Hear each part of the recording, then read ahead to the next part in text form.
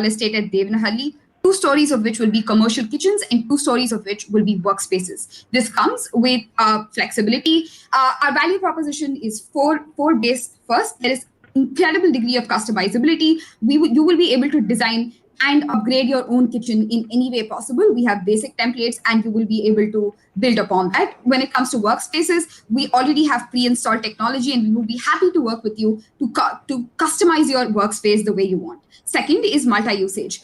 Whether you are probably a startup who is looking to rent an office space or a cafe looking to expand and create a delivery network to probably adapt to the pandemic, we have someplace for you. We are located in Devanahalli, which is both in an up-and-coming neighborhood next to tech parks as well as retail housing, which is why we think we are ideal for you and your business. And lastly, we offer you a degree of flexibility no vendor here ever will. What is our product proposition? Our commercial kitchen. I will just look at your just show you our creatives. Our commercial kitchen is on 2 levels, right? We essentially have your screen is not visible. It's not. Yeah, visible? it's not presenting. Oh, I'm incredibly sorry. I will. Even in the last round, you did the same thing. Like right. And then midway you said, "Oh, you can't see my screen." Is this like a strategy or something? I'm not sure. Not necessarily. It's most. So these are our relevant figures. We hope you get an idea of what necessarily we're trying to do.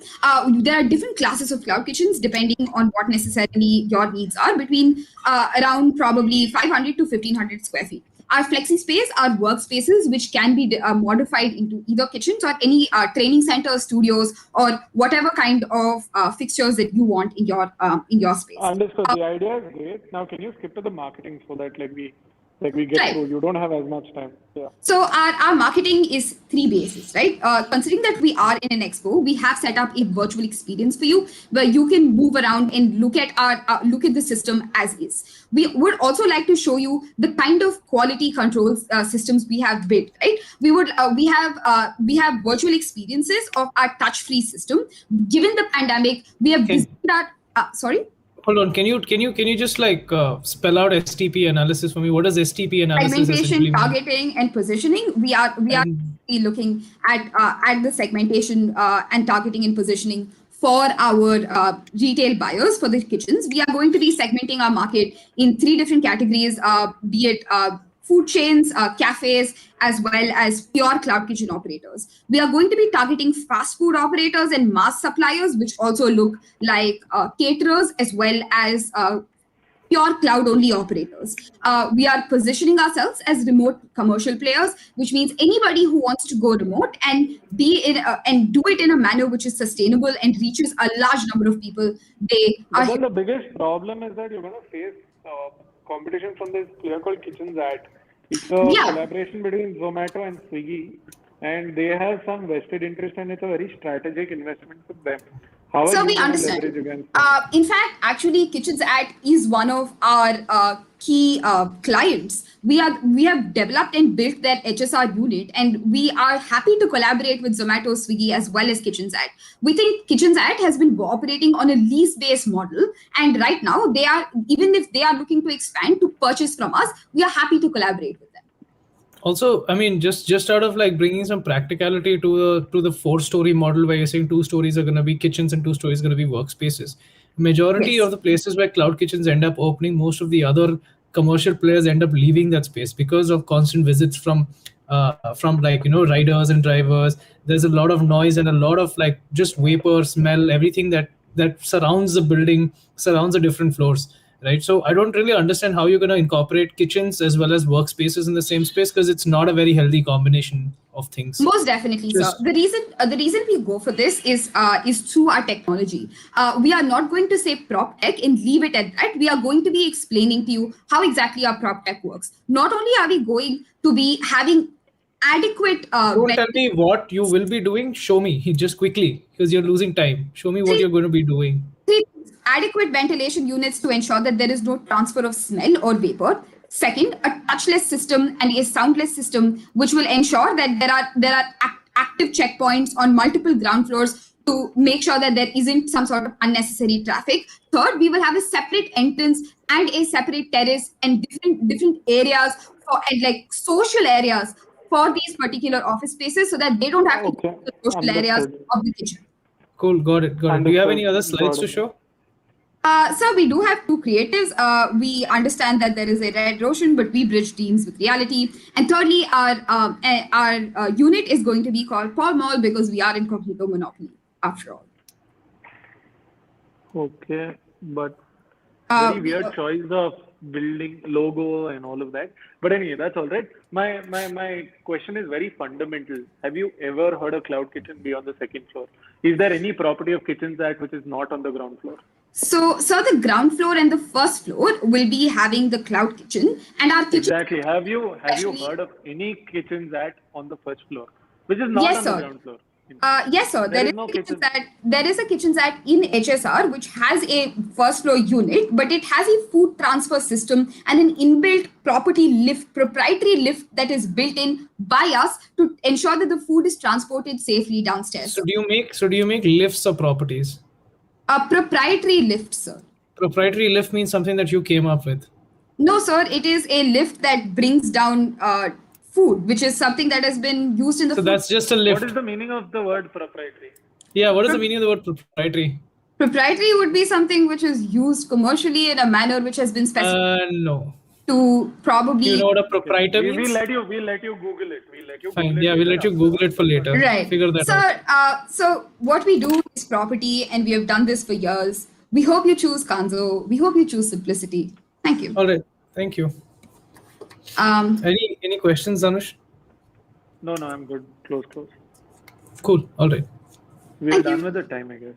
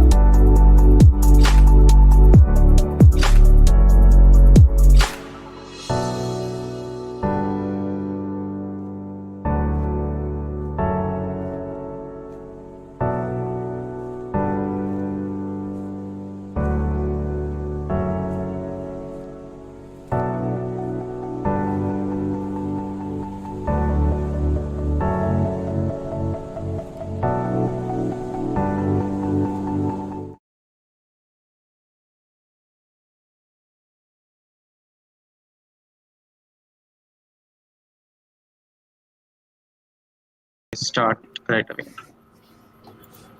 You guys share your Good evening. screen. Are we audible? Yeah, you guys are audible, but share your screen and start the presentation. Is my screen visible? Yeah. Yes. Just go to presentation mode and go ahead. Yeah. It's seen, F5. right? Okay. F5. Is it not seen right now?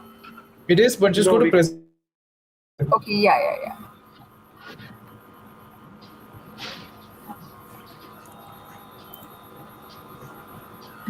Okay.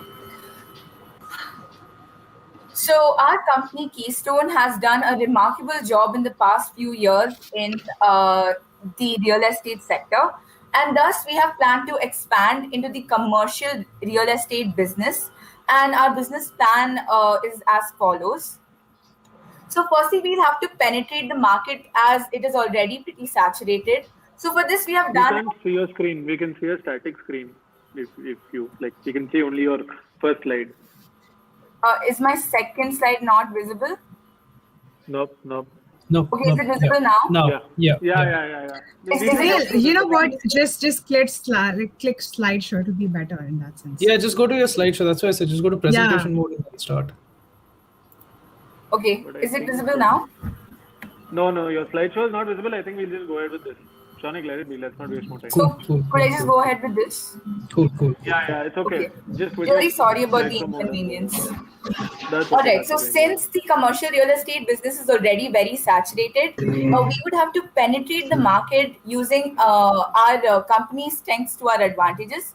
So firstly, we are an established brand name, so we will use that to our advantage and make our target audience trust us. We will go ahead with an aggressive pricing strategy, which is going to be lower than the market rate, so that we can deviate the target audience towards our business. The first point, how are you going to ensure trust is built? What? How are you going to ensure trust is built? What are you going to do to ensure trust is built? So the entire slogan of our company is building trust. So for building trust, we will actually. That's why they will trust you. I mean, so just your slogan doesn't mean they trust you, right? There's no correlation to that. We are actually an established company in the housing estate, so we have actually completed all our projects at time. We are coming to how we're going to get them to trust us. Just trust us. We're coming to that point. Okay. So we will be offering end-to-end services, which will offer construction plus the interior of our constructions, and our initial target will be the healthcare sector, as that is a sector which needs a lot of infrastructure right now given the pandemic. So coming to how we're going to get people to trust us. So first of all, we're going to use word of mouth strategy. We're gonna be using word of mouth strategy, as our company has already worked with big clients such as IBM, EY, and McKinsey. So we are going to be using their word for making our future clients believe us and trust us. That's a very big. We will be having a sustainable specific round, because you guys are entering the commercial space now. How do you already have big links with EY and IBM and all of these people? So basically, this is our portfolio, which is we have already established many projects when we were working in the housing sector. So we have a rapport with these firms. So I think using that as a credit certificate from working with these people, we can go ahead and enter the other market. I'll just stop you there. You're in the housing sector right now, and you're presenting plans to enter the real estate sector. How do you already have clients for the real estate sector? Commercial real estate. No, we don't have clients, but these are the people we have worked. Commercial sector. These are companies that we have worked with before with our previous business operations. Which is in retail real estate, right? Yes. How do you work with McKinsey, EY, and IBM in retail commercial real estate? What do they hire you for? If I'm not. So it's actually it's mentioned in the fact sheet that these companies are the companies we have a good rapport with, and we have previously worked with them while building our houses and other businesses previously before entering the commercial sector. So I'm assuming from that we already. Cool. Move on. All right. So yes. So firstly, we'll be collaborating with the public health sector, as we all know that this is a sector which is in need of infrastructure right now, and that's why we are here in this market. We will be following a sustainable mode of construction, which will make us stand out from our competitors. And we will have a very unique concept of forest roofing for massive buildings, which we will explain in the coming slides. And we will be promoting our clients' projects to residents of our previous projects. So since we already have a pretty big customer base from our previous business, we can use those audiences to promote the business of our upcoming clients. Coming about how we're gonna go approach the commercial space, it will be basically by three. What first is creating workspace. Post pandemic, we require a lot of workspace, and we're gonna follow what Chinese companies did in a lot of places in China of creating a massive space works. So we will be focusing on that. Second is going into the hospital sector. Because currently in the COVID, we have faced that we actually lack in a hospitality sector. So this is one of the untapped commercial spaces that we would like to work on. Another is futuristic architecture and technology. Currently, a lot of companies are facing a lack of space for creating their electronic vehicles and other technological spaces. So we would like to create such spaces to give such companies. Do you not think you're spreading too thin? Like you're trying to do a lot of things, number one. Number two, the jargons you're using are also very wrong. For hospitals, you're saying the hospitality sector. All of that is very wrong, first. Second, I think you're spreading too thin in terms of a strategy. You're doing too many things at the same time. You want to cater to, futuristic architecture, futuristic companies, and at the same time, you want to cater to hospitals.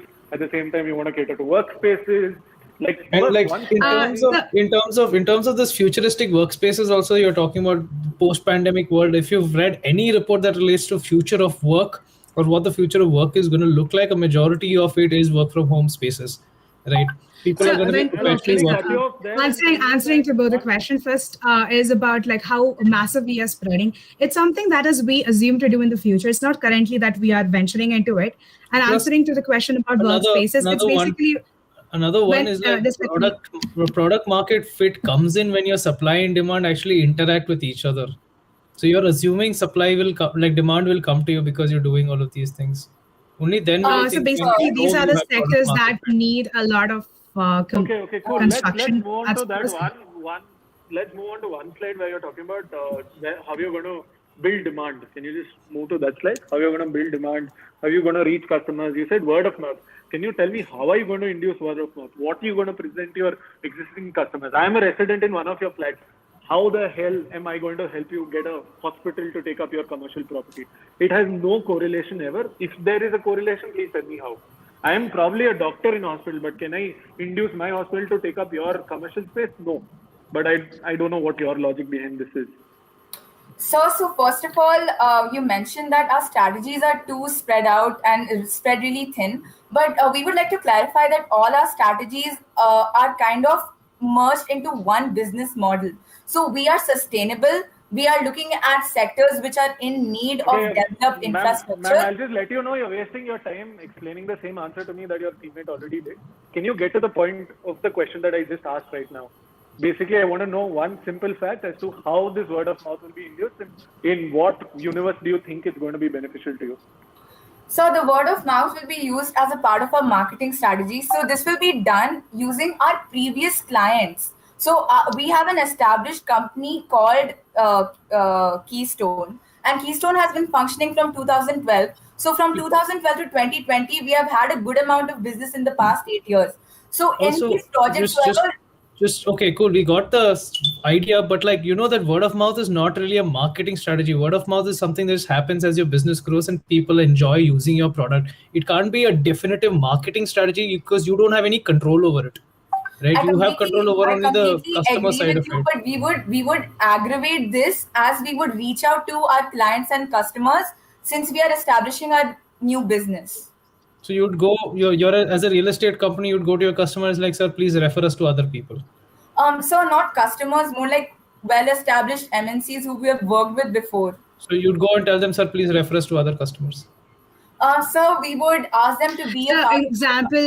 If I have to take over, for example, we are building a commercial space for another new company. And if we go and say that we have worked with this previous company and we have given them the thing at the time and we have given great facilities there. So if we quote that we have worked already with such a big company, that will create an image of ours in their mind. That's your claim. That's your claim. That's not word of mouth. Word of mouth happens when one customer manages to get you another customer because they've told the other customer good things about your company. That is what word of mouth is. What you're saying is like, I'll put pictures of... Listen. Hear me out. Okay. What I'm saying, what you're saying is like we put claims on our website that we work with 10 other companies, and this is what we'll be pitching and claiming to our new customers that we've worked with these guys, so they'll come to work with. That's not word of mouth marketing. Okay, so let's talk about several other ways we can get them to talk about us, such as interviews, conclaves, events. Here we can invite all our big clients. We can have ceremonies. We can have an inauguration. We can have programs where our different target audience and clients come. We can have displays. We can have exhibitions where customers get to talking to each other. You're at an exhibition. Yeah, that's basically, we are at exhibitions, and we will just practically show them how sustainable constructor we are, how apt we are to completing the projects. So as you can see, let me tell you, this is how it's working. You're at an exhibition and you're not able to deliver exactly what you're saying that you will deliver in the future to other people.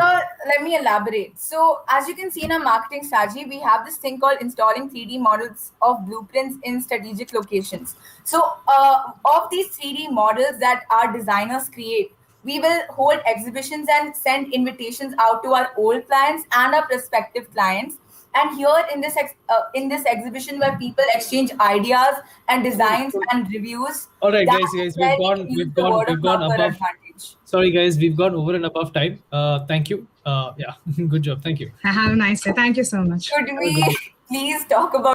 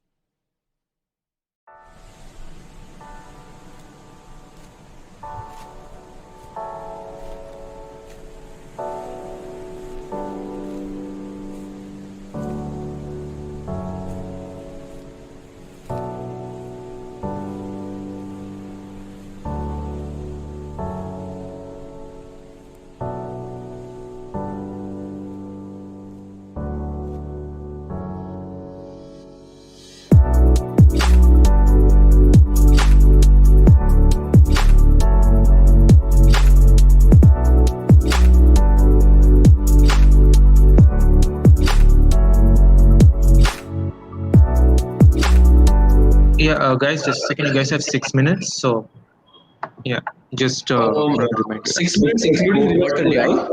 Including rebuttal. All right. So just let us know when we have to start. Start. All right. Very good afternoon, sir. Thank you so much for your time. I'd like to start our presentation by saying this one quote that change is the only constant. So here we are to adapt to this change and show how we are going to bring a revolution in the entire real estate industry. Can you please move on to the next slide?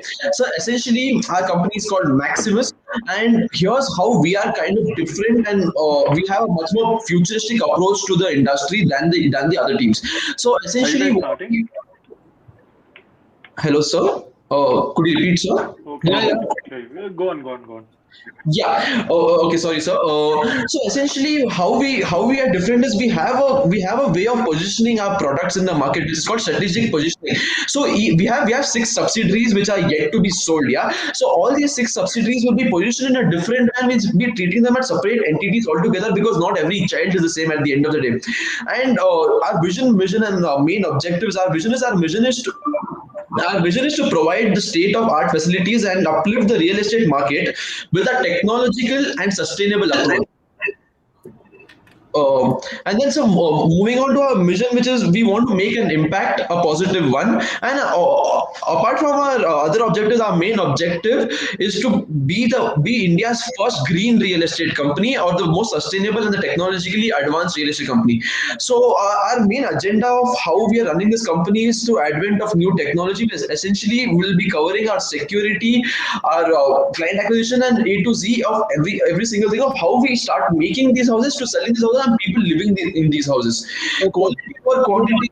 Hold on. I'm going to stop you right there. 2 questions. First question, you're pitching commercial real estate. Why are you talking about houses? Second question, you're talking about advent of new technology. Give me names of 3 basic technologies that are popular in the construction real estate segment right now as part of like the new age technology, as we call it. All right, so to answer your first question, there was a mistake over there. We have focused on the commercial property itself. I just by slip of tongue said residential.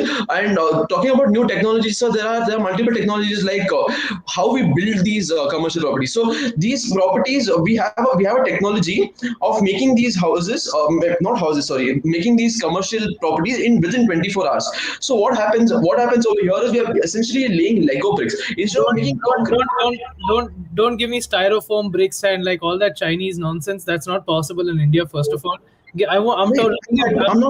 I'm looking at specifically, like, see, in the commercial real estate and the construction industry, there are certain proper like technological tools that are being used, right? These are called new age technology for the construction industry.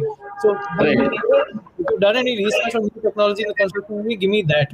Don't tell me what the Chinese are doing by laying styrofoam Lego bricks. No, what we came up with is shipping container houses and stuff like that. This is our technology that we want to be talking about. Like imagine our commercial properties and our co-working spaces and all of that being built from discarded old shipping containers. The only thing is we're going to be using the Teflon coat and making things completely different. Only difference is you're working in a normal office itself. The price is going to be 1/10 of it. Like we're gonna with old discarded shipping containers, essentially buying it from scrap metal, we are not only reducing your cost but also our cost and making it much more hassle-free.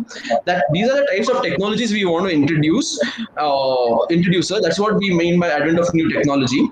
And speaking about quality over quantity, we want to focus. I want to stop you over there. How is that advent of new technology, man? This is something that you looked up on Pinterest and you're pitching it to me. This is so. This okay. Let's stop there. Let's just move on to the marketing strategies. All right, sir. Sure. Can we move on to the next slide, please? Sir, essentially, our marketing strategies are going to be helping us with changing our value proposition. So, product placement. Now, how when I speak to you about having different kinds of offices, different kinds of like when I'm thinking of making a change and revolution in the entire industry. things like media, like when we're watching movies, when we're watching cinemas and all that. If there is a Maximus office over there, it's gonna be a very eye-catchy thing. And then we want to speak about VR Connect. We want our customers to experience what they're gonna be living and what they're gonna be feeling. So Okay, how? stop there. How many people do you think in India have VR devices? Oh no, that we'll be having these experience lobbies. So we're not sending it anywhere. All We'll right. be In the COVID era, how many people for commercial real estate? How many people are looking for commercial real estate, and how many people will come to have a VR tour instead of actually touring the actual office? Yeah, we see both. We are both ready, but we do not have offices everywhere. So we'll be having these flash mobs where using virtual reality will be showing them what they're missing out on. And our experience lobbies are essentially our offices itself, where they can see how like working in our office is going to be much better. Go to your next slide. Go to your next slide. Sir, and All right, sir. So, like, these are the main things that we want to focus on: the capital and the asset that the people are going to get, and the entire management from our side, the earnings. This is going to be between both, and the liquidity. Liquidity.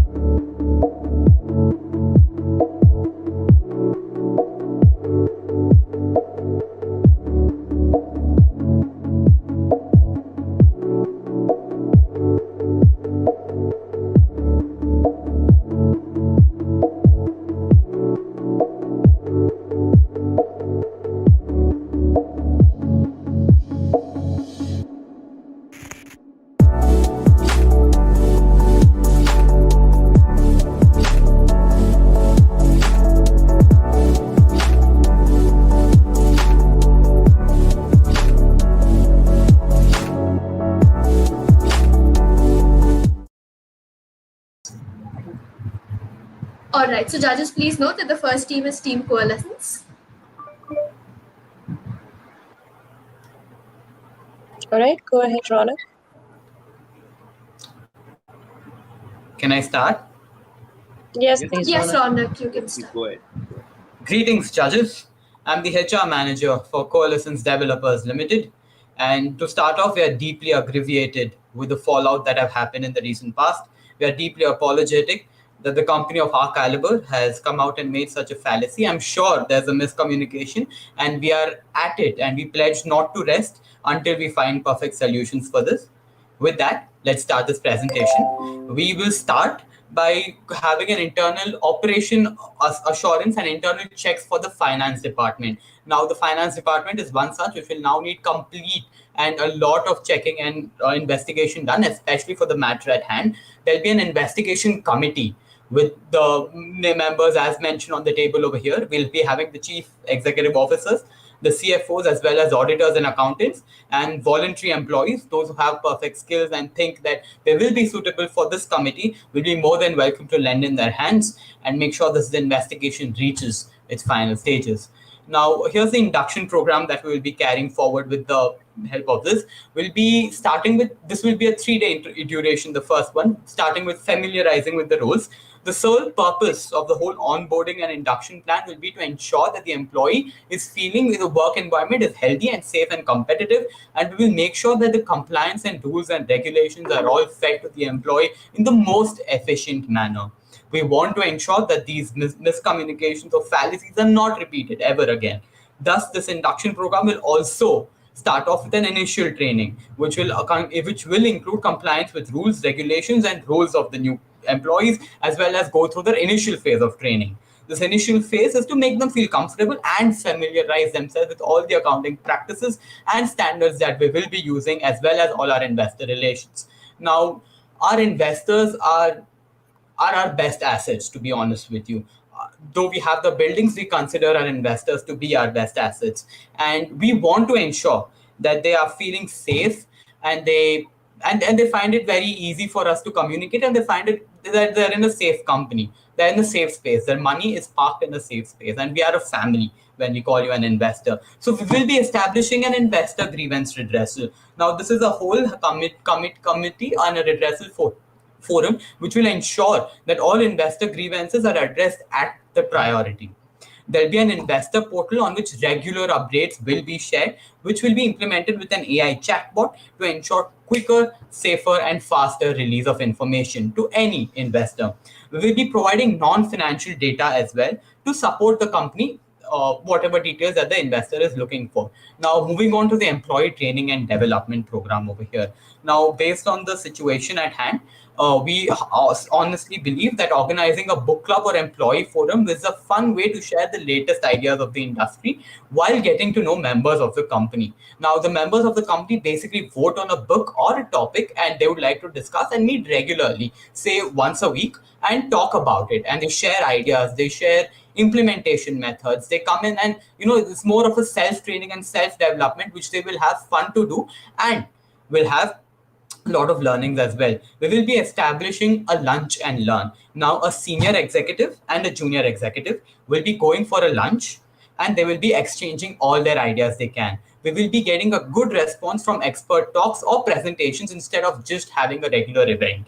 Now, this will not just save company time, since it will be going on with the lunch break itself, but the employees will feel more connected and will learn much more while they're having fun or while having lunch, for that matter. We'll be introducing a gamification technique. Now, it is proven that gamification methods are the most efficiently worked methods, and ensure that employees will work to the highest caliber, provided that they receive some rewards for whatever they are working. When we gamify the whole process, it becomes much more fun, and employees learn a lot as well. It motivates them to pursue more of the training, and it also yields them in rewards. We will also be establishing a mentor program where a senior executive and a junior executive will get together, and the mentor program will be going on. Now, since I think I've already yielded my presentation time, I'd just like to take 10 more seconds to share a press release that I had prepared, if I have the permission of the judges. Go ahead. Right. So I had just come up with this press release, and I think since I've elapsed my time, I yield to questions now. All right. Ronak, could you go back to the presentation, please? Sure, just give me 1 second. I'll have to switch my screen. Is it visible? Yes, Ronak, it is. So over here, while I love the idea of actually making sure that learning is a more informal process, and I think that's fantastic.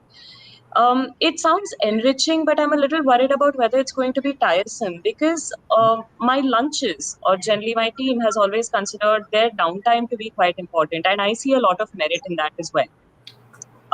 Do you not think that this might be considered an invasion of the employee space? Thank you for that question, ma'am. The fact that now a lunchtime is considered to be a downtime, as you rightly mentioned. Now, this is a more informal way of learning, right? Now, if I'm an executive, or let's say if I'm a junior employee and I'm being invited for lunch with my senior executive, the one thing that I'll have is pride. Now, that is one thing that creates a lot of excitement and will motivate me towards learning as well. It will ensure that the particular executive thinks that, no, okay, this person has potential, and I'm sure this person can learn more with a lot of more efficiency. Now, when I introduce this sort of a system, there's more of an informal lingo that is used as well. We get to know each other personally when we go over a lunch, right? Now, along with this, if I introduce a little bit of learning, it's always going to stay with you for a longer duration. That is the whole point of having a lunch and learn. When we have it an informal way, when we sort of talk like family, it sort of creates an immense bond with the employee as well. And the willingness to learn is manifold when we do this, especially in the small duration. I understand the duration will also be quite smaller, but that duration, when we squeeze it in and we make sure that the employee has a family feeling and learnings, it gives the best. How large is your organization, Rona? Ma'am, we have around 8 projects going on right now. How many employees? Completed. Ma'am, I'm not including the laborers over here. I would just the exit finance and the HR and the marketing, I would say about 120. All right. Rona, this is including the peons and the staff as well. I'm not including the administrative staff. I understand. Right. Ronak. Yes, sir. Every process or every policy comes out with a certain measurement criteria for every individual, and I clearly believe that without a measuring criteria, no policy becomes a success. So how have you? I don't see anything in the presentation that you have mentioned that there is a measuring criteria to this policy. Right. So as we move on to the induction program, as you can see over here, I have mentioned familiarization with the roles and the initial training as well. Now, just to take you back a little bit, the whole process will start by understanding the employee first. Now, we will understand the employee, what his needs are. We will be talking to him. We will be developing a specialized content for the particular meeting or the particular gamification process for the particular employee. Okay. Now, this will ensure.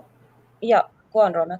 I'm so sorry. Yeah. Now, this will ensure that the right employee receives the right type of training as well at his pace. Now, once this is done, there will obviously be a feedback session, along with which we will be quantifying the amount of training and the number of hours, or there'll be a small questionnaire as well to understand what the employee has learned. And if further training and development will be required, the company will be working towards that as well to ensure that our employees achieve the maximum potential that they do, because we believe in their potential. Okay, just to give you an information. Sorry, Aisha, you want to go ahead? I mean, I will continue with it. No, please go on, Vinod. Thank you. So Ronak, I a little bit differ in your idea that that's not measurement. Measurement is completely result oriented. Correct. And measurement is completely effectiveness oriented and efficiency oriented, and that is completely measured with an employee's outcome within the organization. I mean, I'm sure Aisha should agree to this too. Absolutely, Ronak, because generally I think that's the entire purpose of a review mechanism or an appraisal mechanism as well, right? The metrics that you hold are studied, and it's similar even for training processes, for orientation processes. So if it would have been great to see what are the measurable metrics that you consider important over here, rather than having a training plan, which I'm sure a lot of the other teams will also propose. Right. I'll just take 10 seconds. I've been told that my time is running out. I'll just take 10 seconds to address that issue, ma'am. We have an RAG analysis that we will be doing. Now, once post the training, like I mentioned, we'll be having an analysis as well as a questionnaire.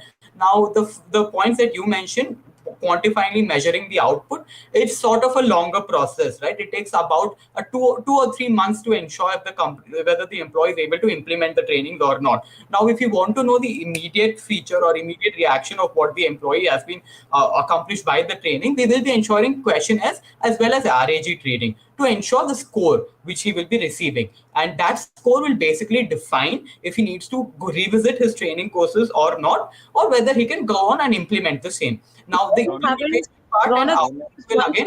one key thing. You still haven't mentioned how the review process is going to be effective.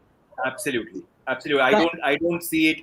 It is not visible here. That's what is the right. I wasn't able to share it on my PPT, unfortunately, but we have a measure. We have a whole policy for it. We have a whole redressal to ensure that the training is quantified in various measures and to ensure that our employees have been able to achieve their maximum potential. We have a whole process for it, and the same has been mentioned on our induction screen as well, if it is visible. And it's mentioned on the initial training phase after compliance.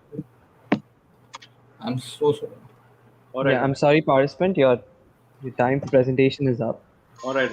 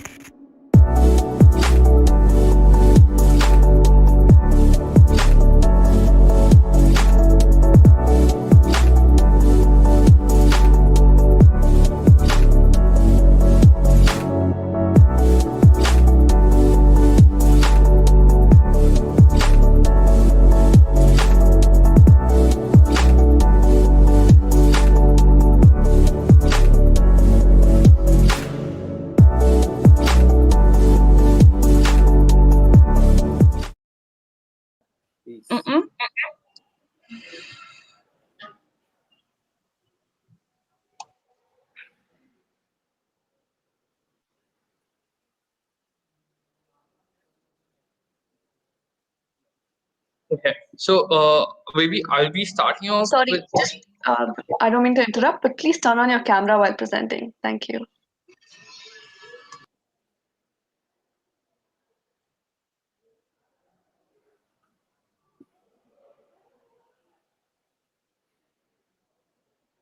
So I'll be addressing the first part about how we're going to be revamping the policies to prevent a further mishap happening like our previous situation. So firstly, we'll be starting with a two-factor authorization. So previously, what we did is we did have utmost trust in our employees to make decisions on their own and to make independent decisions without exactly having full authorization by a higher level management. So right now, what is going to happen is that we are going to Can you please get onto the slideshow, please? We are not able to. Yeah, I'm so sorry.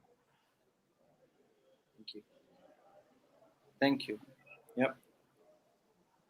So the two-factor authorization, as mentioned before, that the CFA will have to approve every transaction above a amount of 50 lakhs. So any kind of bank transfer or any kind of financial transaction which exceeds the cap of 50 lakhs will have to have a written authorization by the CFO to make sure to ensure that the transaction goes further on. So second is smart contracts. So smart contracts, we will be integrating smart contracts which are blockchain contracts, which is an kind of in an internal ledger using cryptocurrency, which is Ethereum mainly. So these smart contracts works in a way where there is a recipient's address and there is a sender's address. So these both are on the Ethereum blockchain network.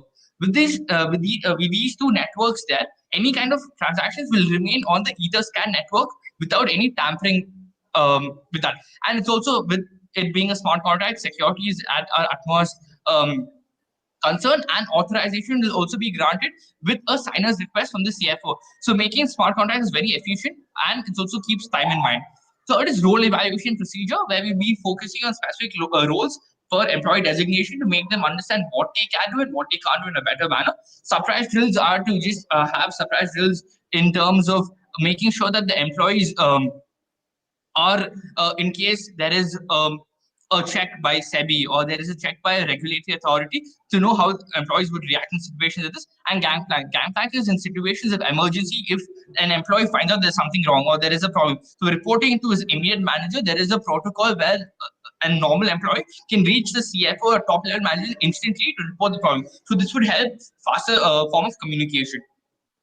Coming to our onboarding strategies. So our these onboarding strategies firstly would include gamification. Gamification is a fun way to understand how make new recruits understand a new industry in a way that isn't just by boring training manuals and over and over.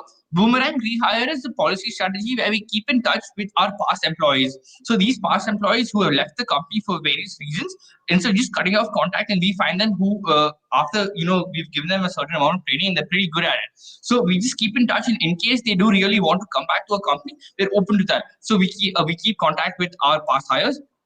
Learning management skills are online courses because Insight is an edtech firm. So we will be coming up with proper courses in terms of real estate and technologies in real estate technology, which could help our clients and help our employees pitch to our clients better. NetSpeak Pulse is basically what NetSpeak, the company, does. It is a form of a TED Talk, but a different way where we help employees understand more of an IT configured speech rather than a general TED Talk topic. Be appealing and harnessing NLP. So be appealing is where we have an app which gives spotlight on certain employees. This is just to make sure that the employees are well integrated with the system, and they're also well versed with each other. And during the times of pandemic, the whole virtual environment doesn't cause a fuss. And harnessing NLP. NLP is neuro linguistic programming. This is when you pitch to a client. There's a certain pitch and there's a certain way where psychology is included. So with Inside our EdTech partner, we'll be getting NLP integrated pitches to our clients, and these pitches would be taught to our new employees for better sales. Enhancement strategy of our current programming. So EdTech solutions. EdTech solutions would include anything virtual, since it is the pandemic. In the end of the day, we need to make sure that in a safe learning environment, which is obviously online, these EdTech solutions are given to our employees. Second is lunch and learn. So when we do have these seminars and when we do want employee engagement programs to happen, we don't want it where it's monotonous, where there's a speaker coming in and they just understand, okay, fine, I speak for an hour and I move on with my work. and I go have lunch and then get back to a training program. So what we do is we try to integrate food and just like a small catch up. It'll still be in an online, offline mode regarding the situation of the pandemic happening, and make sure it's in a very informal format. So there is a two-way communication to happen. Escape rooms are just like a simulation, a fun simulation of where employees have to work together. So that is just team working strategies. Managing up seminars is where there is two-way learning happening from top level to bottom level. So where a feedback session is taking place in form of managing up seminars. So where lower level employees can tell the upper level management. You as in you've run out of time, so if you could just run through it quickly, please. Okay, sure. That's managing up. And then I have reverse mentorship programs, which is something which is similar. Then I have a press release which addresses both the investor and the public, which talks about the recent incident. And that's about it now. Okay. Yeah, go on. What's your name? You said. What's your name? You said Abhinav. What's your name? Abhinav. Abhinav. Oh yeah, I should not forget Abhinav. Abhinandan. Okay, so great. So Abhinav, a great creativity, buddy. I mean, I think you've done a great presentation. I think that is good. Thank you so much. But few questions. Again, my first question, measurement criteria, it's absent. It's not there. Second thing, whatever financial strategies that you've given in the first slide, how feasible is it in terms of the sustainability? One, two, is the onboarding strategies and the engagement strategy, enhancement strategies, are they linked to the first revamping of the policies? Because there has to be some relation. You're trying to solve a problem, solve a crisis, right? Now, so what happens basically is coming to your first question about the feasibility. So when we look at the feasibility now, I have not completed my question. Okay, so sorry. Can you patiently listen to me, please? Okay, so that feasibility in terms of, sorry, you disturbed me and then completely lost my flow. That's fine. So what I'm trying to say is this really practically possible in industries? Because a surprise drill and then comes the gangplank, and considering the current industry scenario and the industry pressure that we have, I mean, all these theoretical aspects of all these review mechanisms, I mean, is it feasible really? I mean, my opinion, and Vinod, I second you on that. Abhinav, my opinion on this is that you have presented a brilliant model to me. You have not shown how this model, and it's a theoretical model. Absolutely. Because you have not shown how it applies to your organization. You have not shown how you are bringing on partners. You have not provided us with who your mentors are. Like, you proposed a lunch and learn. You have all of these revamping policies. Do you have the employees to actually run this? And do you have processes in place? Do you have budgets in place? Is it feasible at all? Yes, ma'am. So, could I address all the points right now? Yes, please. Okay, sure. Thank you, ma'am. So basically, coming to the feasibility of this. So, ma'am, mainly this is actually focused on the two-factor authorization, which is actually run in a lot of financial firms, which is integrating this in a real estate firm.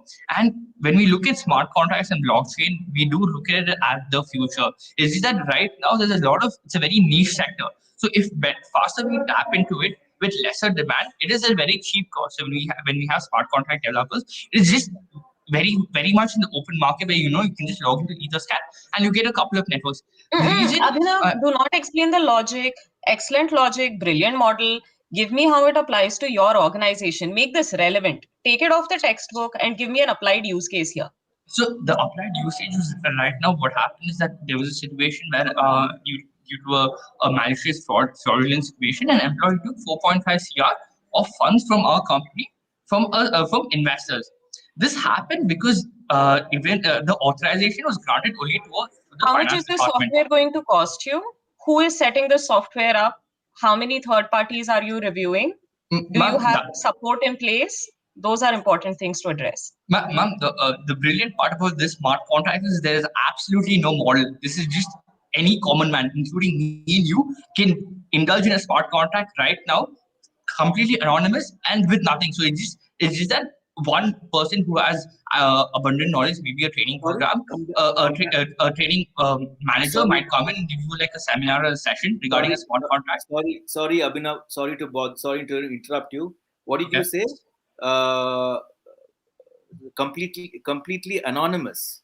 Yeah. So suppose a smart contract, if I am the receiver address and the giver address, so I will know who I'm sending it to, and the receiver will know who I'm giving it to. But for a third party, suppose anybody who searches a certain transaction on the blockchain, on the network, they won't know they won't know it's basically end-to-end encrypted. No third party can come and see the details of the transaction. But when I'm a sender and I'm a receiver, I'll have How does your audit work, Abhinav? Yes. So basically the reason we're implementing the two-factor authorization and smart contract is because of the internal audit where they say there is a lapse in policy because of an employee in the finance department. We are trying to negate this in the future situations. You still haven't told me you have proposed something. I'm saying, what's your fail-safe, Baba? Ma'am, the reason why I'm saying this is because that if we implement the two-factor authorization and smart contract, this cannot happen again because the CFO is integrated before. The CFO is kept into loop in any kind of transaction above 50 lakh. So the situation which did happen before, which was a lapse in our internal control, we are rectifying this by using these revamping policies, which makes it more realistic in the current situation. Can I give you an instance? Yes, sir. With a 4-factor authorization level in a company like Tata, things have gone wrong. What's the guarantee that with 2-factor authorization it will go correct? Yes, sir. Like in the end of the day, like this is not bulletproof. I'm not assuring you that 100% nothing will go wrong because in any kind of system there are possibilities for it to go wrong. But this is definitely. So Abhinav, you cannot give me your fail-safe to an issue that has occurred. Cannot be here is a 75% viable plan. Ma'am, this is not a 75% viable plan. This is much more like in terms of exactly as you mentioned, there is an error margin over here, right? And introducing, as you said, I think one thing you have to understand is completely anonymous data is a double-edged sword. Yep. Right? Ma'am, anonymous transaction in terms of a third party reading it, not the receiver or the sender. Suppose I am making a transaction to you, you will know exactly who it's coming from, and I know who I'm exactly sending it to. But any third party who's trying to take a peep into our transaction on the blockchain network won't be able to. In the interest of time, Abhinav, just think about it because most deals are multi-party deals. They are not between two people specifically. And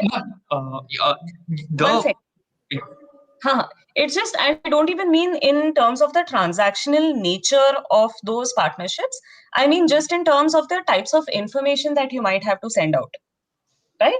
So keeping that in mind, information also is a sensitive piece. Just plan accordingly. Yes, ma'am. The smart contract can be amended to how many other parties it is. It's just basically when it's end-to-end encrypted, when there are more than 2 parties or 3 parties, it just remains between the parties involved in the smart contract. Other part. Abhinav, appreciate your inputs. Please revisit your thing because we do not see any linkages for the policies that you revamped and the next 2 slides that is being presented, and there is no linkages. 1, 2. There is a the cost factor that is always involved in the organization, which can be a deterrent for implementation of this policy within the organization. 3rd, there is no guarantee that this sort of a scam of a person running a malfunction can happen again and within the organization. So we are not confident about it. So I think all these are the points that you need to think about it because we know where the loopholes are in all the 5 points that you have mentioned here. I at least know because I come with about 30 years of experience in industry. I know where there are loopholes in each of these 5 points. So So please revisit, think, not that you're wrong in this, but there needs to be a modifications in terms of the processes, what you have mentioned here. Yes, sir. Got it? Yeah. Yes, Aisha, your With that I and think that presentation. sums it up. Oh, Yeah. yes, ma'am. That's about it. I think, Abhinav, please do spend some time on Vinod's feedback. I think it's extremely relevant because whatever you present has to be applicable. If you can't show me real world usage in a situation which is relatable, then your model might not convince people. It's that simple. If you're going to present this model to a company, to my company at least, or to a company where Aisha is working, I don't know where she's working though, but then where she's working, there will I don't be think this will float. Okay, there will be a straight rejection of this. There'll be a straight up feedback that, this is because we are not able to see value in it. And because you have not given us a way to identify leakages, we are already in the dark. Absolutely. Yeah. Thank you, Team Griffin. No offense meant, Abhinav. Go revisit the presentation. All right. Thank you so much, ma'am. Thank you so much, sir.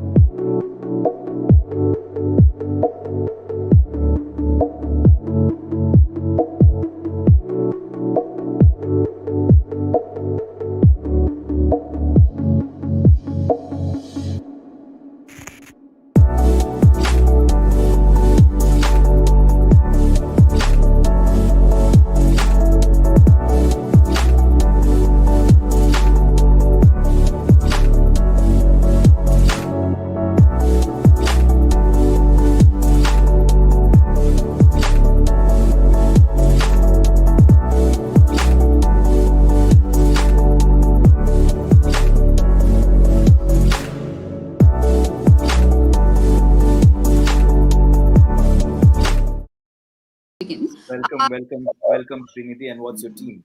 My team name is Kanzo, Kanzo. What does the team mean?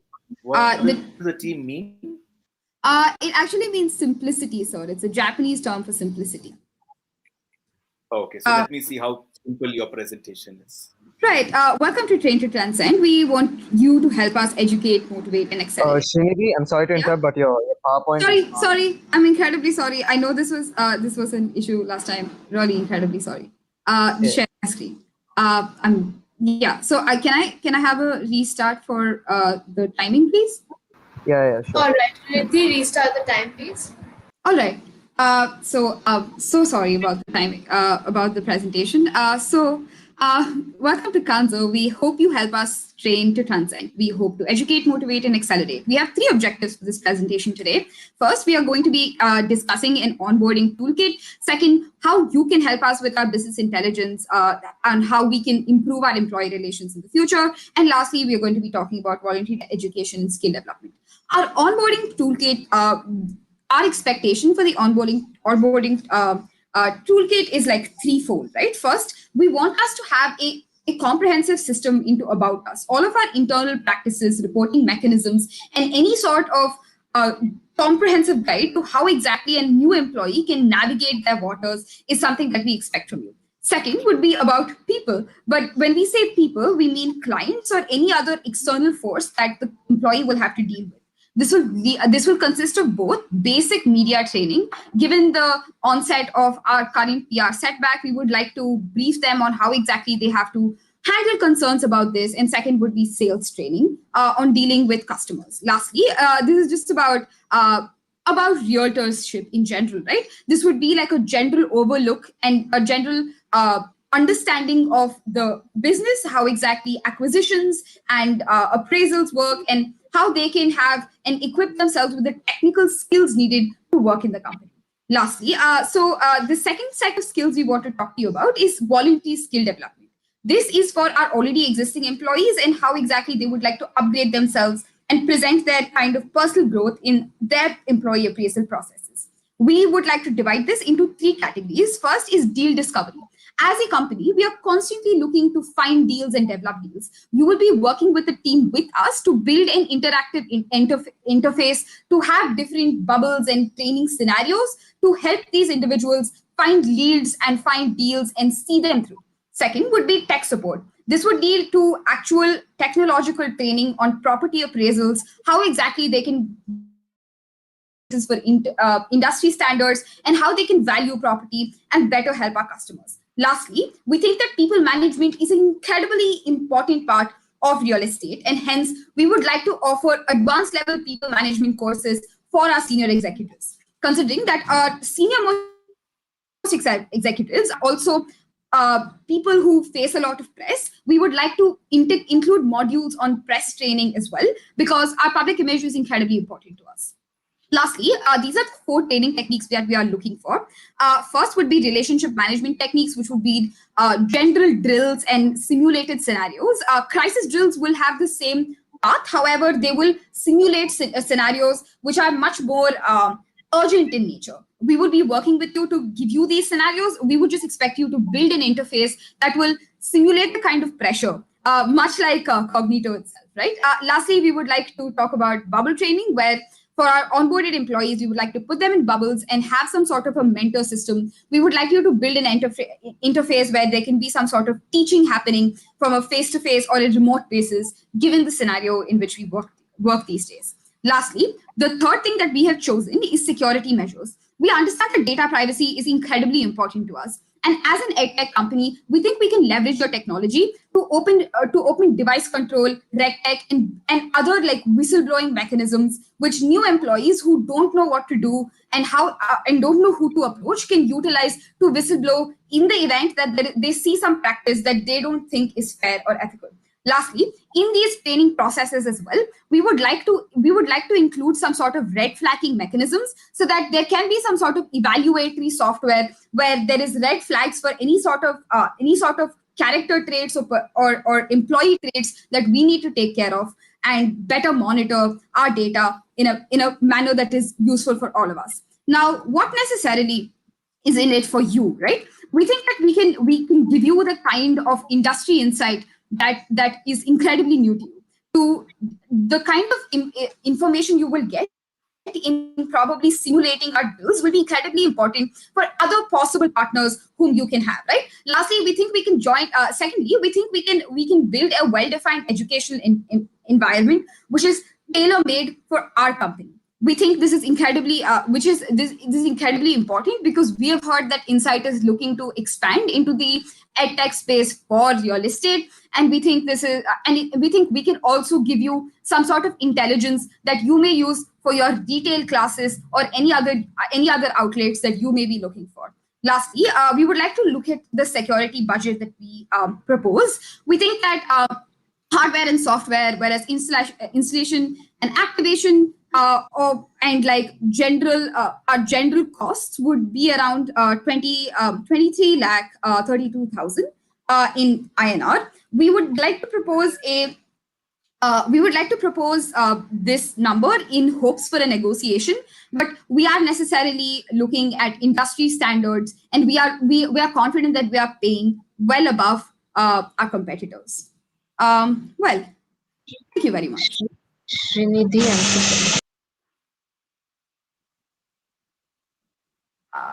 hello. Yes, Srinidhi, that wraps up your presentation. We'll be moving on with the rebuttal. Judges? Sure. Sri, can you go back to the budget, please? Most definitely. I'm really sorry. There's a lot of... That's all right. Not a worry. Yeah, this is our proposed budget for our security feature. Just 1 second. Okay. All right. We've based all of these numbers based on industry standards and given a premium because we would like the best of services, and hence we are willing to pay more for it. I quite understand. So, Srinidhi, how are you mapping success? As in, how would you say that this exercise has been successful? What are you checking? All right. So a large purpose of our security measures, along with crisis control, is also to map success. We will be generating data periodically from this, right? We will, because we understand that our training techniques include crisis drills and bubble trainings, we think important information can be gotten from the results of these trainings. We will be using this data for two purposes. A, for appraisal, so that we get more insight on how our employees start off and how they are doing. And B, to reevaluate and re-educate ourselves and improve our course material in a manner which is best for all parties involved. We will be expecting your support in this development activity, but we intend to bind data and put it back into our training practices. All right. Vinod, G. All right. Srinidhi, that was like a bullet train. Huh? I'm quite sorry, sir. There's quite a bit to cover. My presentation was like no, it's a good thing. Yeah, I know it's nice. It's nice. I mean, I really appreciate. But one question. I have only one question from my end.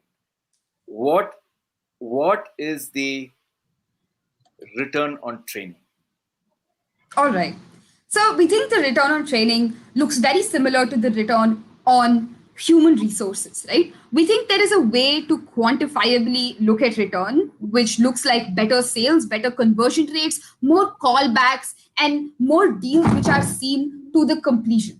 We think that's how we will quantifiably look at the return on training. One moment. Yeah. This is all English for me. Yeah. What is the training on? What is the return on training in terms of numbers? Return on training is more deals, sir. It is better employees who bring in more. Not a metric. All right. Give it a number. Give it an approximate. You've given a last security budget, right? Yeah. So my thing is, the similar can be measured in terms of the revenues that is coming in, or how does it help the business to be grown? Right. So in terms of numbers, in terms of revenues, in terms of profitability.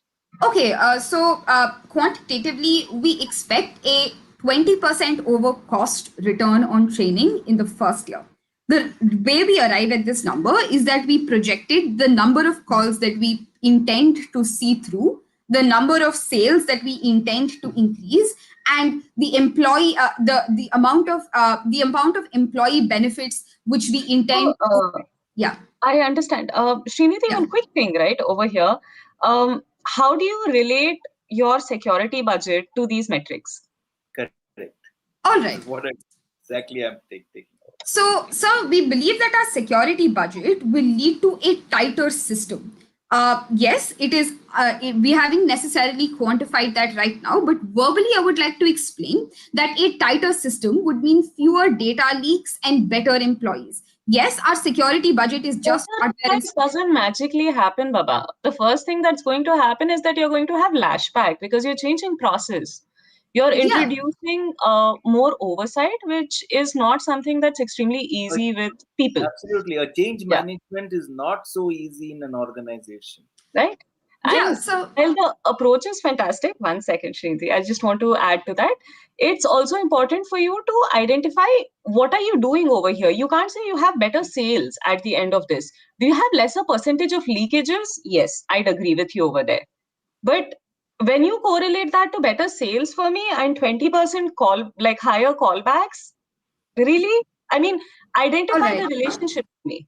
So I would like to break down your question into 2 points. First, change management is difficult, and how will people adjust to this? We think they will adjust to this because of the training system that you generously built for us. We think that to hold our employees' hands through this process and ensure that they're well adjusted in a phase-wise manner will lead to the results we want. Second, how exactly are these results, and what exactly are these results? We think that our results can simply be broken down into 3 categories. We think we will have fewer leakages, as you pointed out. In addition to fewer leakages, we think that the deals that we are processing right now we will have more data points to source deals from. This way, we will be able to expand our base, and that way, and we can acquire more customers. So this increased inflow of customers, along with reduced leakages, coupled with our third effect of simply better informed and better. The surprising thing is you are expecting so much change, and there's so much personal investment each employee is going to have to do, yet you haven't spoken once about what you're going to do to motivate them, and I find that quite surprising. So this, if you can see our slide, this is a notice that we intend to take out for our employees. But on the HR front, we definitely have policies and committees that we have created in order to guide these employees through this. But this notice doesn't reach out to my heart. It still doesn't tell me why I should invest time on this at all. You know what? You know what, Srinidhi? Yes. The word notice to employees itself is demotivating. Definitely, which is why we think our training techniques shine, right? We think at the point at which you are in a bubble with other employees and a mentor who is there to guide you through the process, a sense of comfort is established. Yes, this is all very new, but these are people who have been working with these mentors for a long period of time. When you leverage the human relationships that exist inside the organization, I think sorry to interrupt. I mean, I think we're running out of time. Sorry to interrupt. I think there are better ways today in HR. There are better practices in companies in HR to motivate employees to accept this change and implement this within the organization, because they need not the change. They need the catalyst to make the change. Yes, sir. So most definitely, sir, we would be very willing to incorporate changes that you may be willing to suggest out of your expertise. We completely respect that and are willing to change. We are flexible as an organization. Correct. What I'm trying to say is there needs to be a paradigm shift in employees' minds. Yeah. Not in their actions, but they're in their minds. You can force them to do things, but they would not be doing with fullest of their conviction. Definitely, sir, and we definitely recognize the need for this conviction. Now, off the top of my head, we would like to suggest. Srinidhi, I think we should call it a wrap. All right. Can I be given like a? But on a positive note, Srinidhi, very creative, very simple. You've driven the message very clearly. I really appreciate this. Thank you. Oh, thank you very much, sir. I do as well. Thank you, Srinidhi. Thank you very much.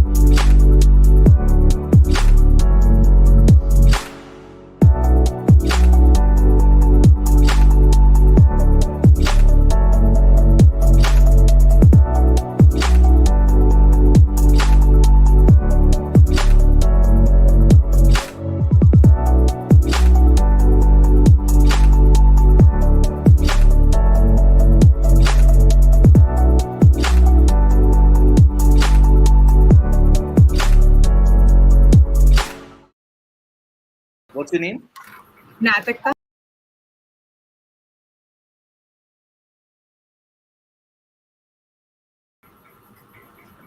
Okay.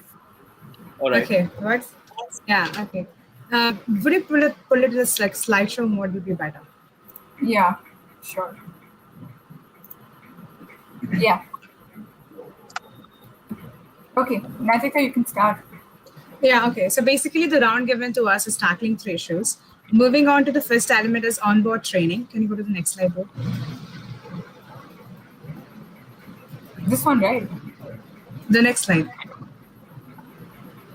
If you have made changes because of technical errors, we can't see the slide being changed. Oh, okay. Yeah, I thought that would happen. Yeah. It's fine now. It's fine now. Okay. So first is on-the-job training. It's very important for us to make sure that we take in and train people incompetent with our company. So basically, first is specify job boundaries. Second is regular assessments and peer-to-peer check. These things will ensure that the quality of employees we are taking and we are imparting them the skills that we require them to sustain in our environment.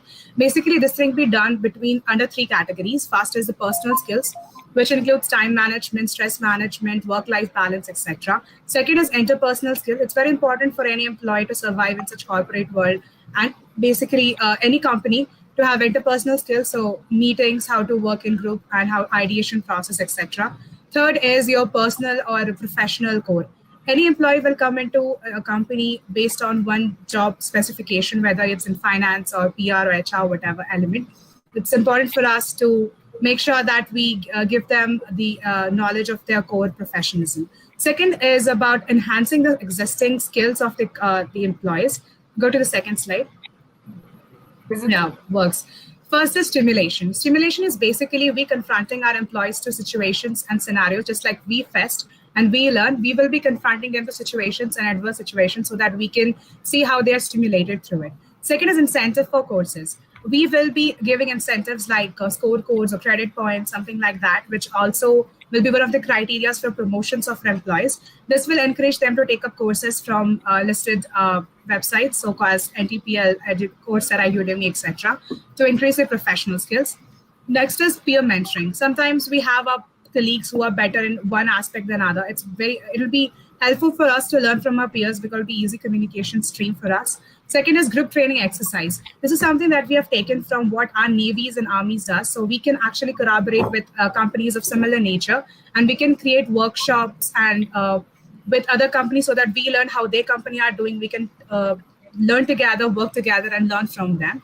Finally, is a fund for education. Interested employees, all the employees, some amount of the salaries will be taken out from the salaries to create a fund, which they can later utilize for financing their MBAs or further degrees.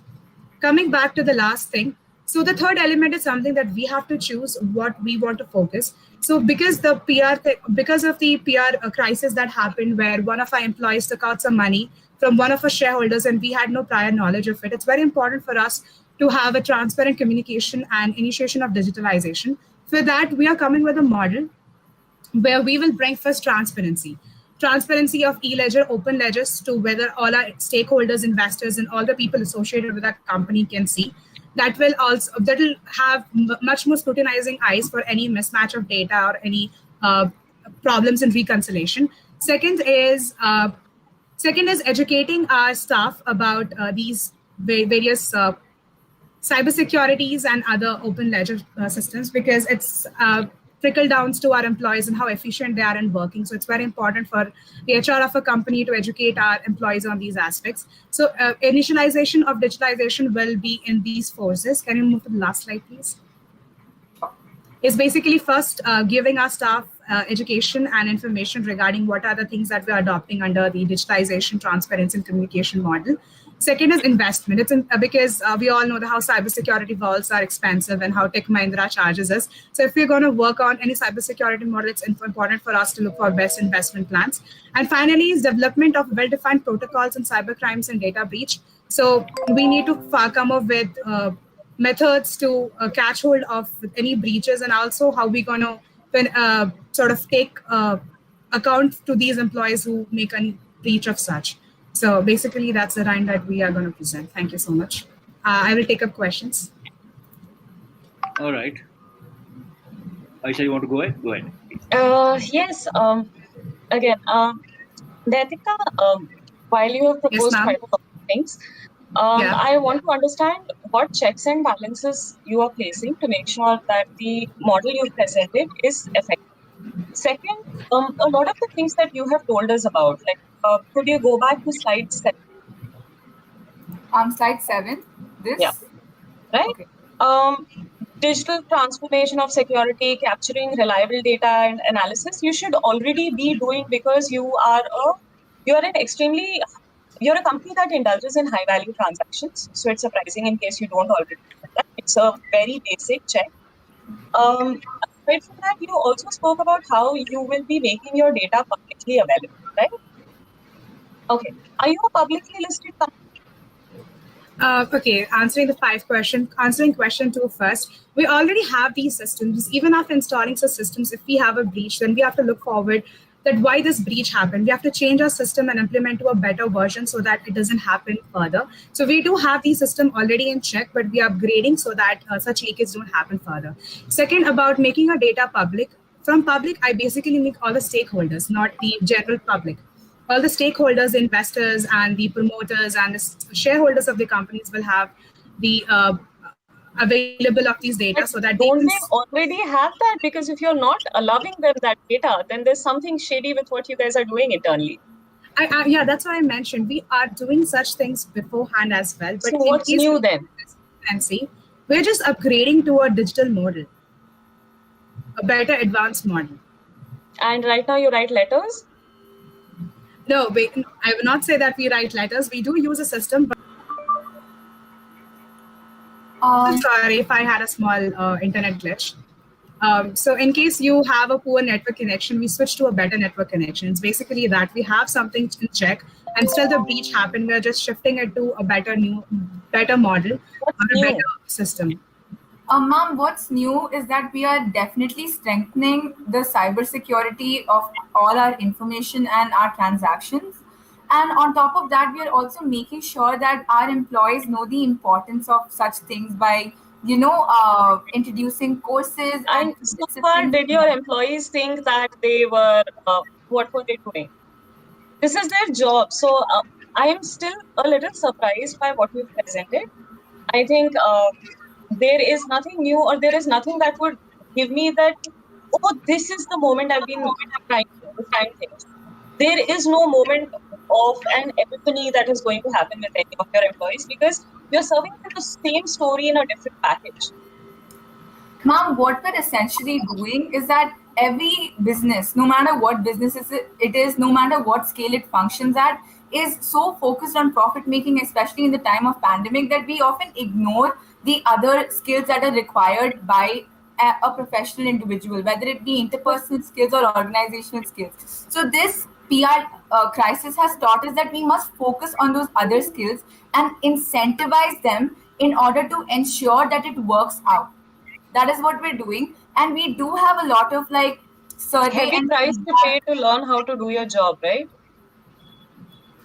What, ma'am? I'm sorry, I didn't hear you. I said that's a heavy price to pay to learn, for people to learn that they have to do their job.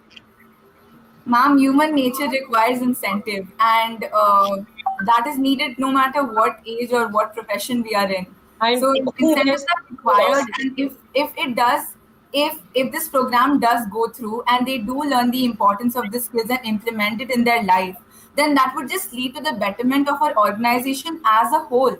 And with employees with improved interpersonal skills and knowledge, and just the way they function. Hang in there. Would you go ahead with this? Yes, of course you would go ahead with this. This is let's us speak. So would you go ahead with this? Well, I completely do not agree to whatever you say. I still didn't get your name. I'm so sorry. My name is Nehil. I'm sorry, it's not visible. Snail. Okay, no worries. So this is everything is a hygiene factor in this presentation, and it is required. And it is? It is required. It is required. Yes. It is. there's nothing new I can see. I mean, as Aisha said, I mean, there's nothing new. I mean, is there a wow factor here? No. So I think according to us, the wow factor would be that this is just not any model that a company keeps for the sake of keeping it. This is more about our model being effective and actually getting through to the employees. No, hold on. I didn't say that. Hold on. What I said was that there is no wow factor in terms of which can bring in a change within an organization. So I would like to say that I think the wow factor would really be shown in the results after this model works out. No, but right now, see, Nehal, you have given me a model which has a cost associated with it. After you've realized that your company has incurred losses, I would be very surprised if your board decides to let you go ahead with this, considering they've already incurred a heavy cost. I'm a CEO of a company right now, and if I have to implement this aspect, I would definitely ask few questions which would definitely give me numbers pertaining to my revenue, which can really increase in my how will the process increase my business, and why should I waste my time implementing a process which is already there? What is new? So the clear distinction between like it's already there and the lacking between the implementations and availability of these things. We do have everything priorly available, but the lacking is about the implementation. And if we show as an organization that we are vocal about all these factors and we keep pressing our employees on that, that will actually result in a change in their behavior. If I have to go in that. I'm sorry. It will only demotivate and then my attritions will increase. So I would like to say that, so you asked how this is linked with revenue, right? You know, there are some things that a company does which are directly linked to revenue. Suppose you cut your costs or you increase your profit margins, that will directly increase your revenue. But where is it substantiated in your presentation with numbers, please? Sir, this program that we have proposed is not going to directly affect the revenue, but it will indirectly affect the revenue because it is directly affecting my spend, Mama. It is directly affecting my operational expenses, and you have to understand that if you're coming to me with a cost, my cost goes up, my profitability goes down, my bottom line goes down. So this is an investment. It is not an expense or a cost. This is an investment, and the results of this will show and increase our profitability in the long run. Investment has projections. I see neither of those. Guys, I'm so sorry we're running out of time. If we could just wrap up. Sure. Sure.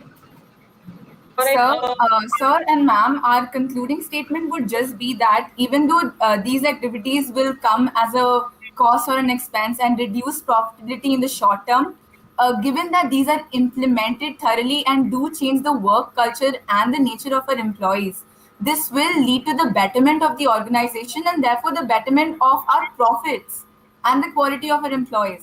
Because the work culture and the quality I'd love to see it. Nehal, I'll appreciate it, but I'd love to see it. I don't want to hear you talk about it. Ma'am, if you gave us a chance to implement it, you would next time better be in your presentation. That's that. Yes, ma'am. We will come up with numbers. Yes, ma'am. Thank you so much, ma'am. Thank you so much, ma'am. Thank you so much, sir. Thank you so much.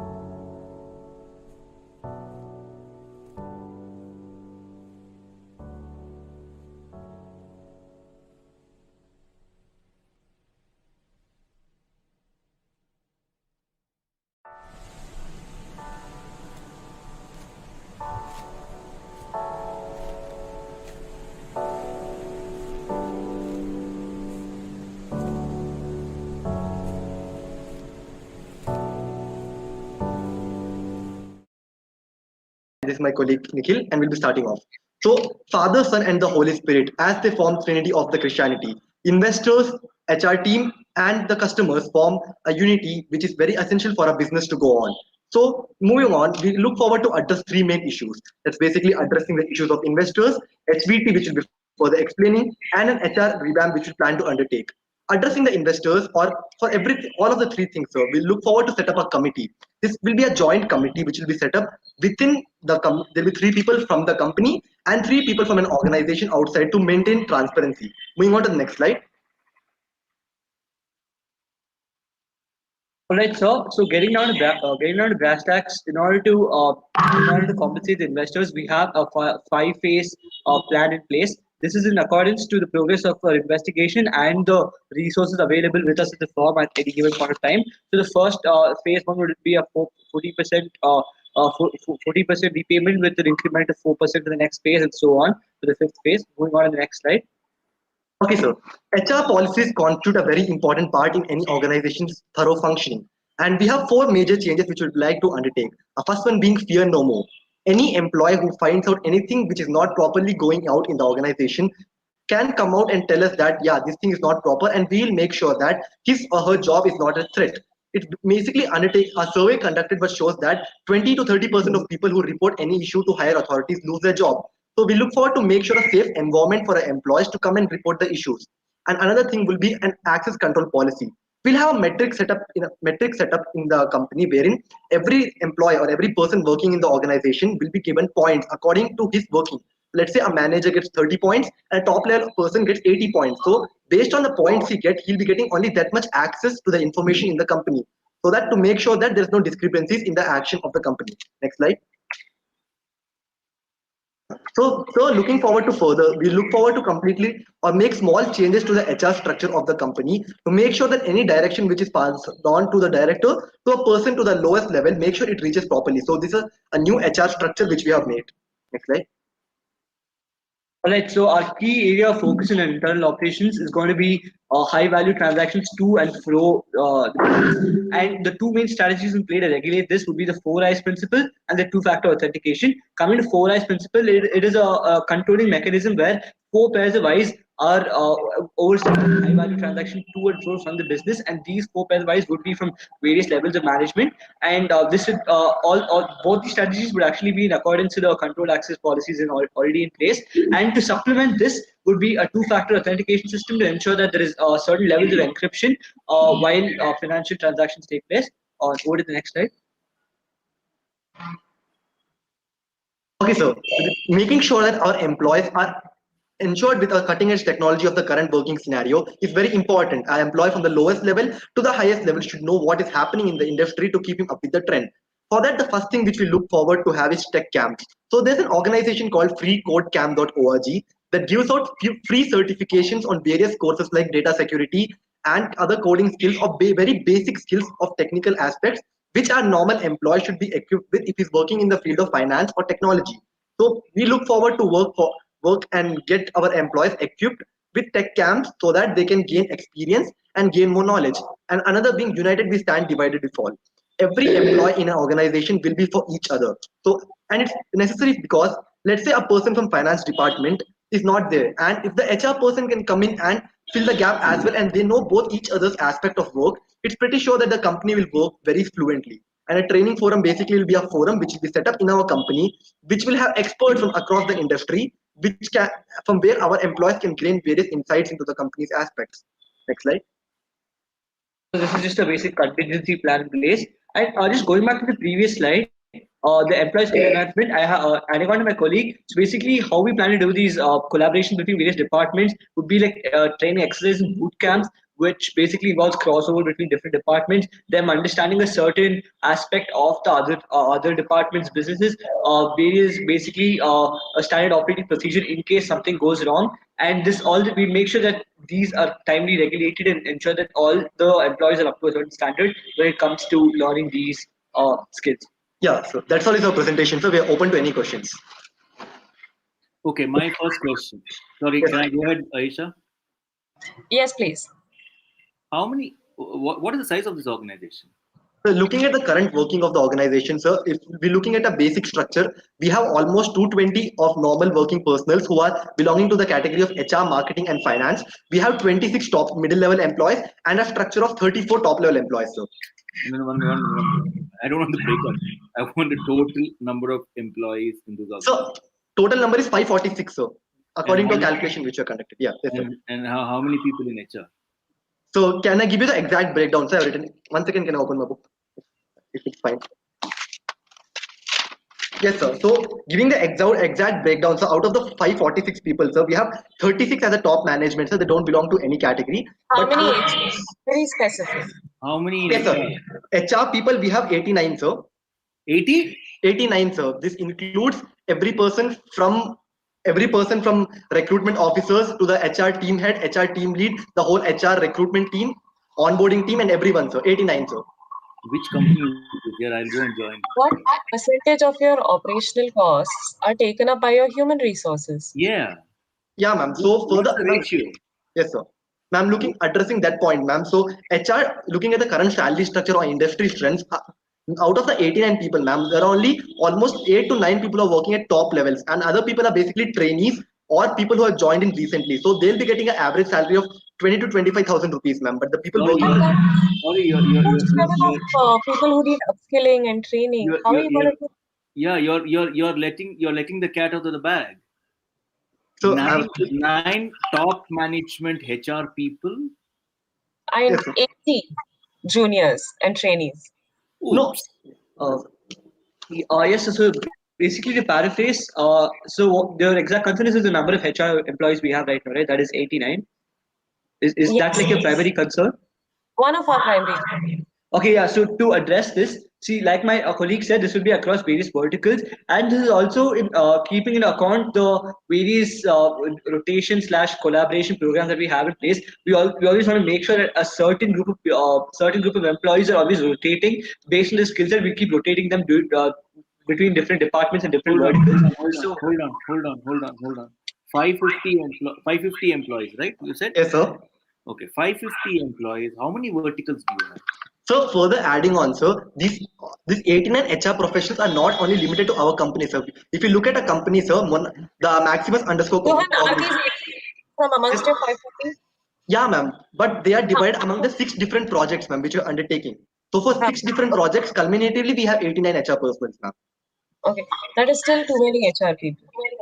Ma'am, to add on, this also includes the regulatory bodies and the oversight bodies that are in place. So basically, who have we will done have a fantastic job the last couple of days. So I would say, anyways, fire them.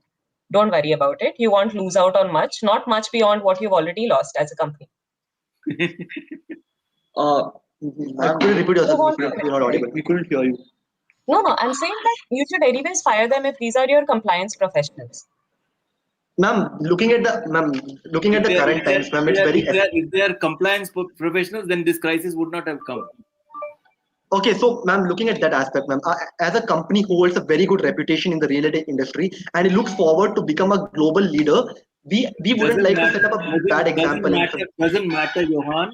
I'm the CEO of this company. I feel the cost of HR is too high, overheads is too high.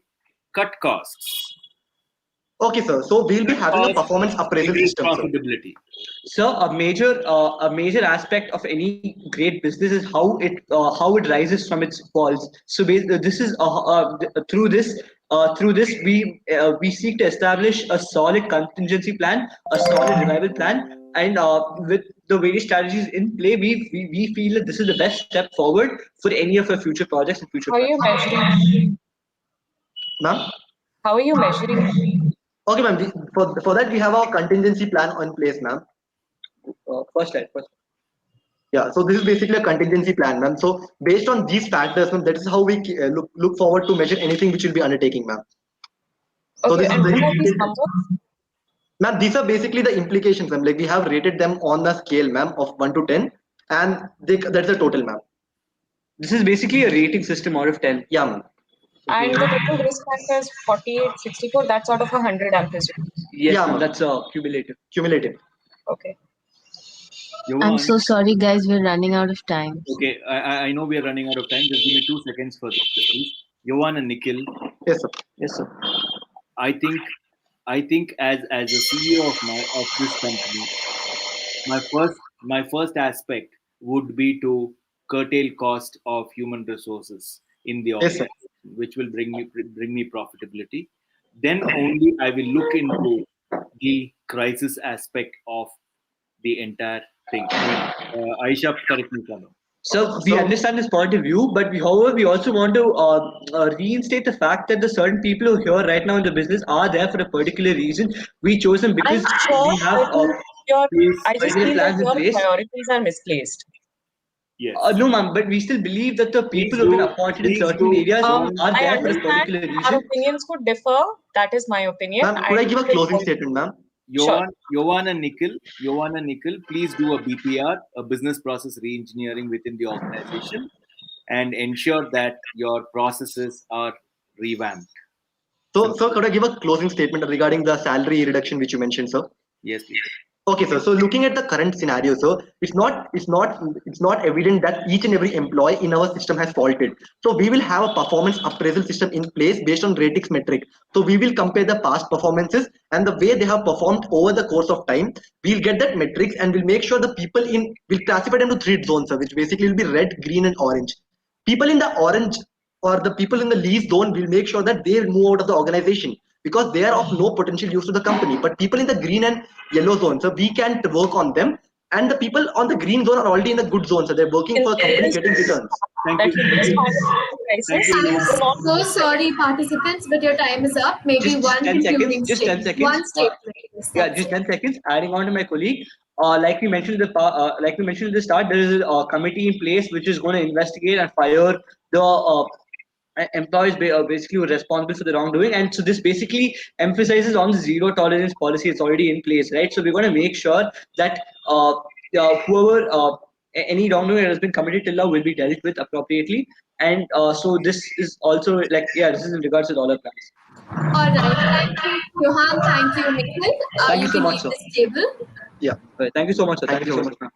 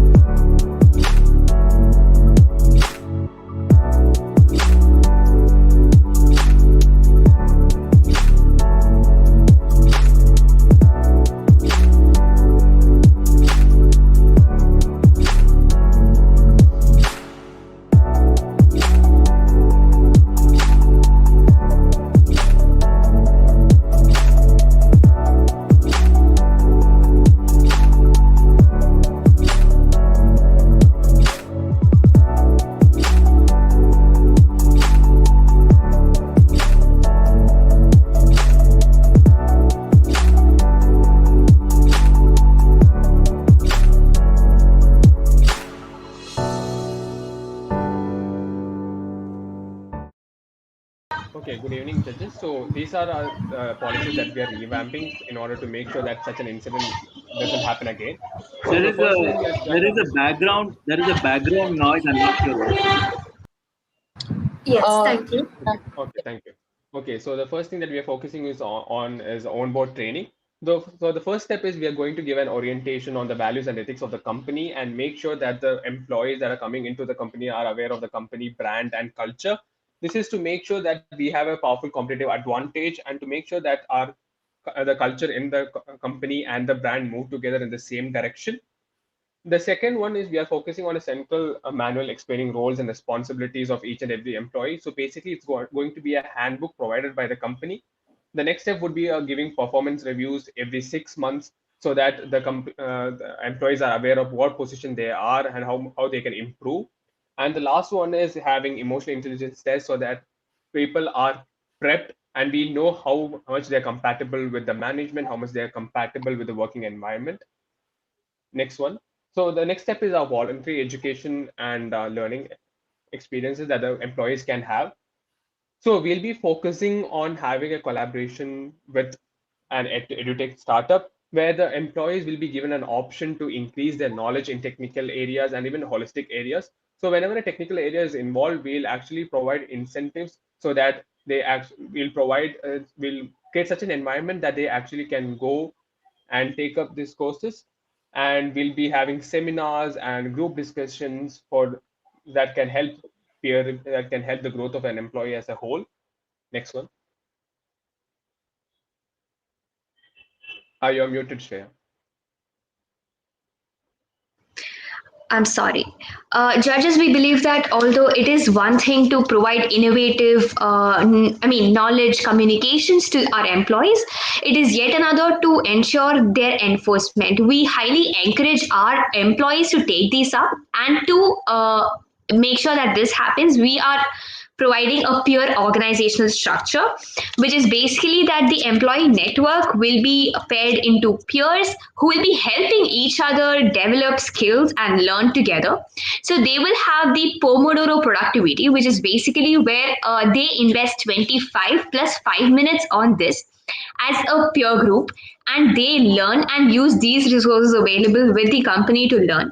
So this will also have a lot of gamification and a lot of quick challenges and cross training happening within this structure that will be taken care of. And we will also be providing trust activities and a lot more learning spaces where they grow ethically and they develop their holistic skills together as a peer group, and B, they also increase their level of skills in various other expansions. Moving on.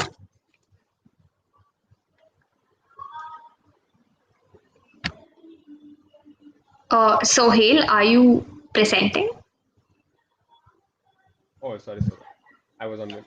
I'm really sorry. So while collaborating with Insight Limited, these are the advantages that they can have. One is in their increased customer base that they'll have in the form of our employees. Next is a free marketing that they'll get from the testimonials of our employees and the referrals that they'll get from the employees that have taken up courses from Insight. And the last one is they can have a free market research and an R&D conducted on the employees of our company. Next slide. So we will be elaborating. Please wrap up in the next 20 seconds. Okay, so we will be providing with an onboard training manual and a voluntary education manual, which will explain the processes that these employees can adhere to. And we'll also have a peer-to-peer structure model that explains the whole strategy of peer organization. Judges, you can start questioning. Can I go ahead first, Vinod? Go ahead, Aisha. Perfect. So if we could quickly go back to your first slide, you had a lot of data that you were collecting about the employees. What are you doing with that data, right? Because that data has not factored in anywhere into the models that you have proposed today. That's number one. And there's a second question, which is extremely exciting for me.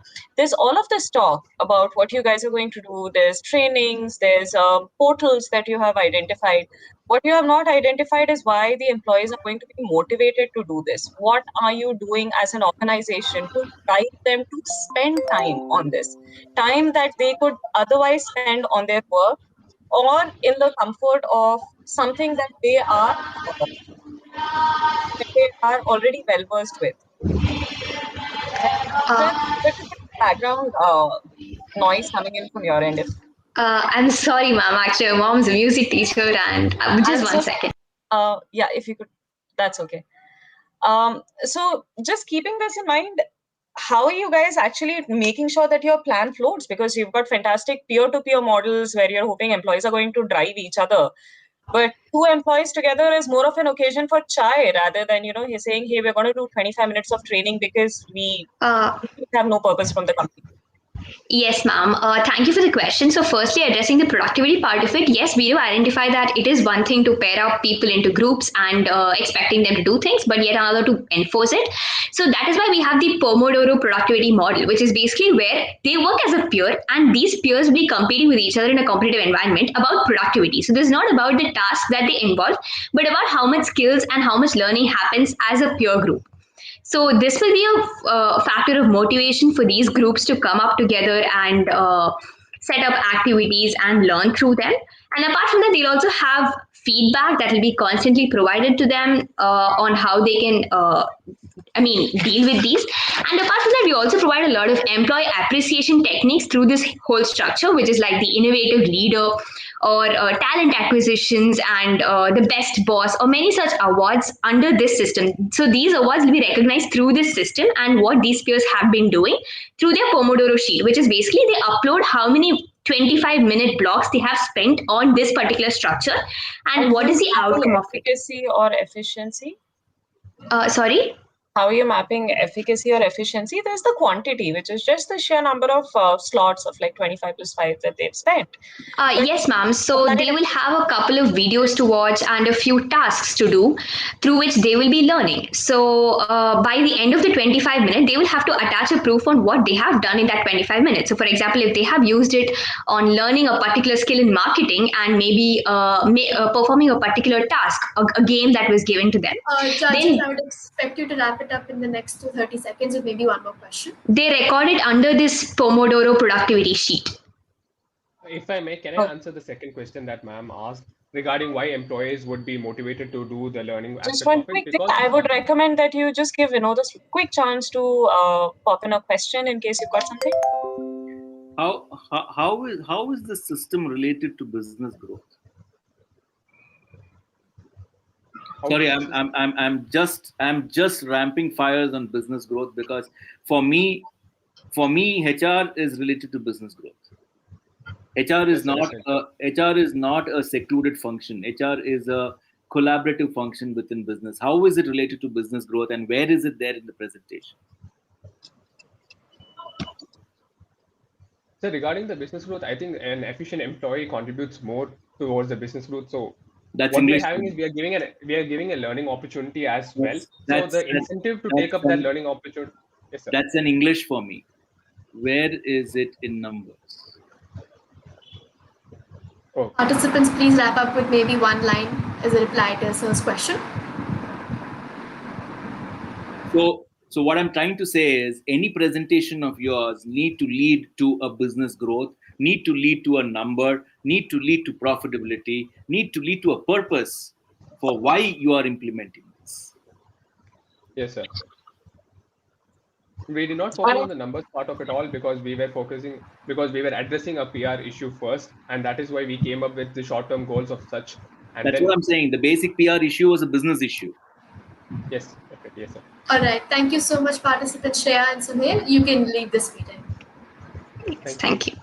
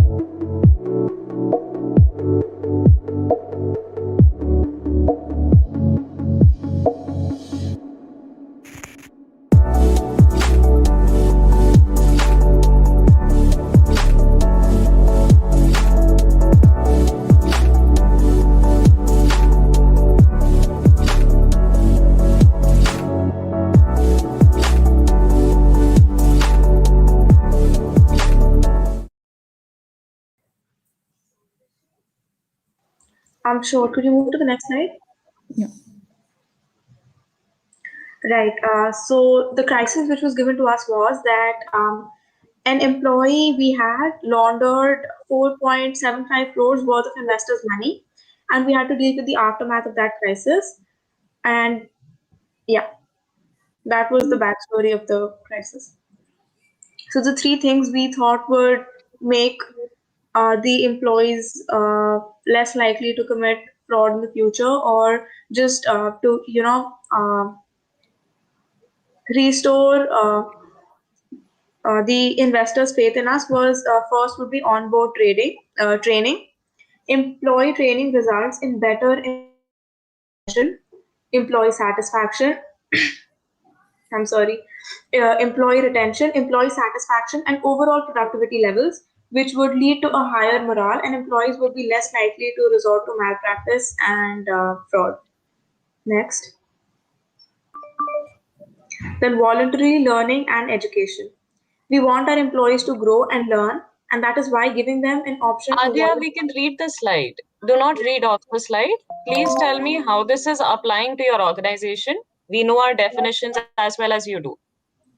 Okay, so when when employees have an idea what they're doing, and when they feel that they're a good fit for the organization, and they're actually learning stuff more and beyond than what they already know, and they're growing, so they would want to retain their job in that organization. And so that is why I think skill enhancement would be good, and the employees would want to be there, so they would not resort to malpractice and other sort of such stuff. Next slide. Prachi, do you want to take this?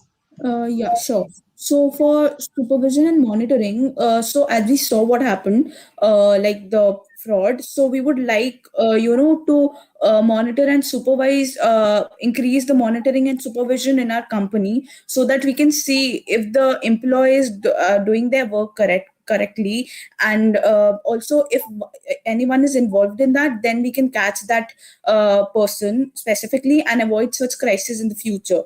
So for that, like, we'll be setting up a new committee for them, so that for supervision and monitoring, so that everything can be overlooked, and like the investors can regain their faith in our company. And yeah, thank you. I'm surprised. I have a question. Sorry, Aisha, I'm overtaking you. Please, please, please. Really, guys? I mean, when your presentation started, I was so happy. You at least the first group to mention these problem statement in front of the entire crowd. I was so happy. Your presentation started off pretty well.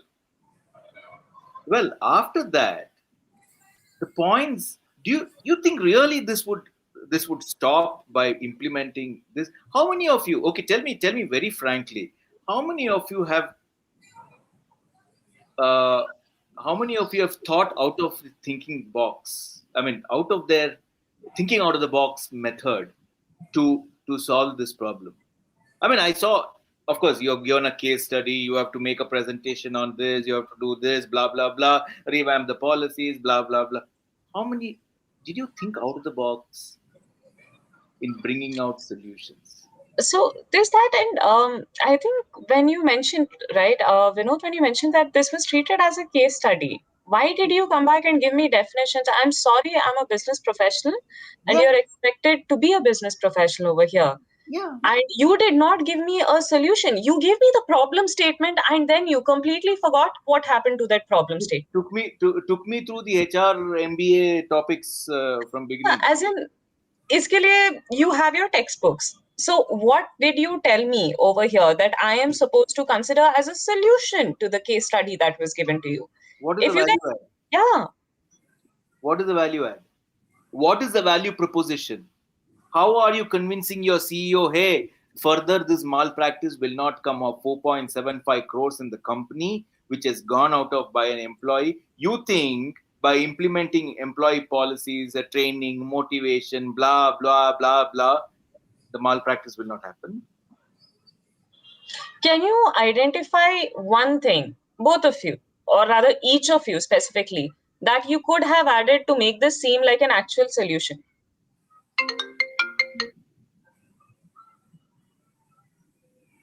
Are there any gaps that you're able to identify in what you have presented? Prachi?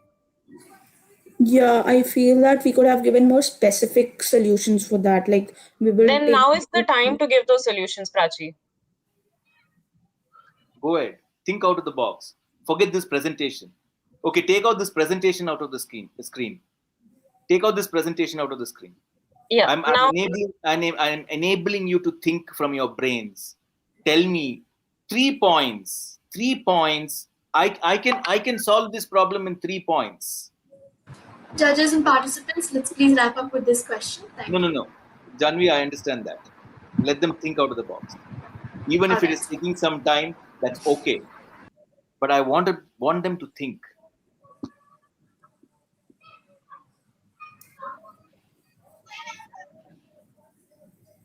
Think out of the box. Prachi, no pressure. In case you want to take a breather and in case this has been intense feedback, I understand. But I would really appreciate if you focused on the feedback that we have given you today. I'm surprised that you have taken this approach to this round, right? I'm very surprised. And Cognito as a fest, I know, has been quite decent. So what happened over here? Ye kya tha? This was not a solution. You didn't address the problem. Please take that as feedback. Okay. Yeah. Thank you. Thank you. Come back with the solution. I'm available. I think Tanvi has got our numbers. Details. Details. You can come and contact me for solution. You can contact Aisha for solutions. No problems. We will Thank you so much. Yeah, thank you so much.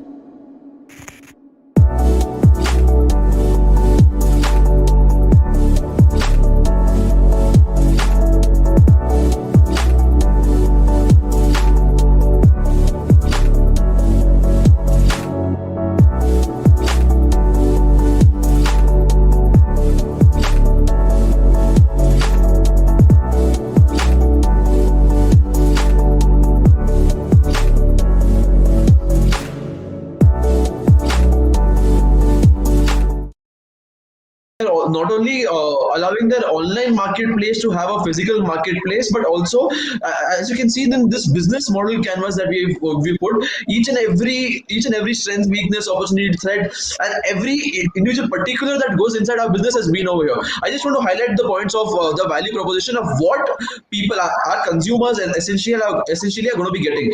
We are going to be incentivizing them. We are going to be there's a proximity to the market. Whitefield is such a favorable area that already two retail destinations are over there, and the third one is only going to be taking away the competition from them, and there's already a existing market that we are going to be swooping in. Can you please move to the next slide and focus on our branding strategies? Okay, so essentially, sir, these are our cost to benefit analysis, which is pretty self-explanatory. Considering we have only 3 minutes of time, we'll come back to the slide later. Why we chose retail, and these are promotional strategies. So yeah, go ahead, Ashwin. Yeah, so when we talk about coming up with a new retail segment, we as Maximus already have a certain level of expertise in this before, and in office segment we've already done it. So what we start with is a trade fair, is something like an expo where everyone can come and visit.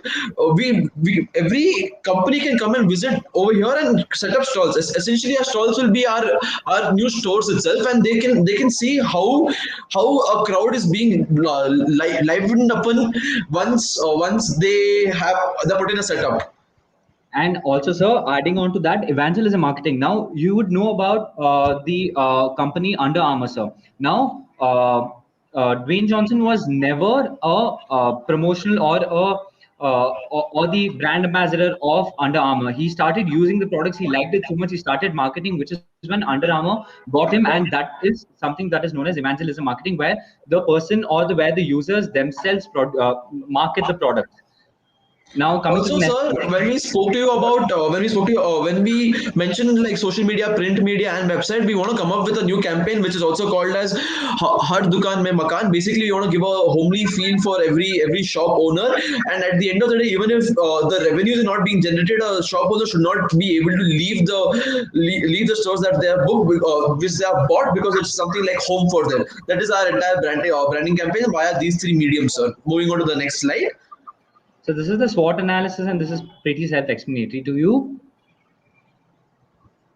Yeah, you can move to the next slide. Yeah, these are our print ads, sir. So here are the 2 print ads that we came up with. Essentially, for our new project of the Maximus Retail, we want to like basically position and market ourselves in terms of designing dreams, and this is a way to your heart. And also, we'll be taking a cultural approach to this, considering it's in Whitefield, and people of our city and our state love it when people speak to them in Kannada, like when people give them a personal touch. So we'll be using a cultural touch too in our entire marketing campaign. So that's about it, sir. Thank you so much. We open to questions. To take any questions from your side, sir. Have you come up with a cost analysis? No,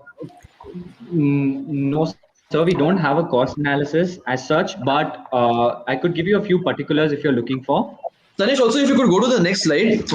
We do not have numbers on our PPT as of now, but if you can see our revenue and a cost structure. So these are the main particulars that are going to be costing us. So what we want to do is create a market survey first and then get to actual numbers rather than just analyzing them. So our human resources, advertising, legal costs, construction recurring costs, research and development expenditure, and raw materials are our primary costs apart from the miscellaneous expenses, obviously, that we will be bearing. And also if you see as a real estate company, our primary revenue streams are going to be these 3 itself, and we also plan to come up with few more auxiliary services in the future which will also generate more revenue to us.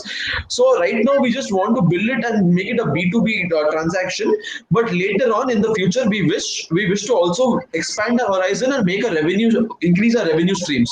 So these are our particulars that are going to be costing us. We haven't added numbers, so what is your confidence level that this project will work, and on what basis, or what is your hypothesis basically? All right, sir. Honestly, we are pretty optimistic about this entire project, and it has pretty confident. Can you give me a number for the confidence level? Sir, because we believe in our product, we'll give it a 10 on 10. Okay. And on what hypothesis are you basing this All right. 100% confidence? All right, so this is basic. So this is essentially on multiple factors, sir. Now, if you look at the value proportion that we are giving to our customers, if you look at the customer segments itself that we have targeted, retail businessmen, MNC, small scale retailers, startups. So basically, we are covering the entire market, and the customer relationships that we are having, that is transactional relationships, short and long term relationships. So basically, sir, we aren't leaving any loophole behind. We are having every kind of connections possible. Also, adding on to my partner, we understand that we are living in a pandemic right now, and retail is one of the most hit industries, and that is why we've made a change in the business model itself by making online retail also a marketplace. When we spoke to you about the modular outlets, it's just a display, but people can also, the online marketplace is only going to be expanding after this. So we've kept all of that in mind. And so to add on, from a normal Instagram page to probably the world's biggest company, anyone can come and set up in our industry, can come and set up in our area. So which makes it pretty open for the entire world to come and set up their offices or their companies in our buildings. Okay. Can you go back to the previous slide? The strategies? Yes, sir. Yeah, Also, sir, here's a fact that for the trade fair exposures that you are mentioning, can Yes, you sir. get into a little bit like a fair explanation, like a normal explanation that a layman like me would understand, and All what right, would sir. the cost be involved for it? All right, sir. So for trade fair exposures, now what we're going to do is, now there are a lot of trade fairs. There is a trade fair association set up. Now we are going to be associating the entire project with the trade fair association, sir. Now what happens is the companies that are there in the in our area, or that have set up in our offices or in our uh, buildings. So what happens is these companies get to market themselves.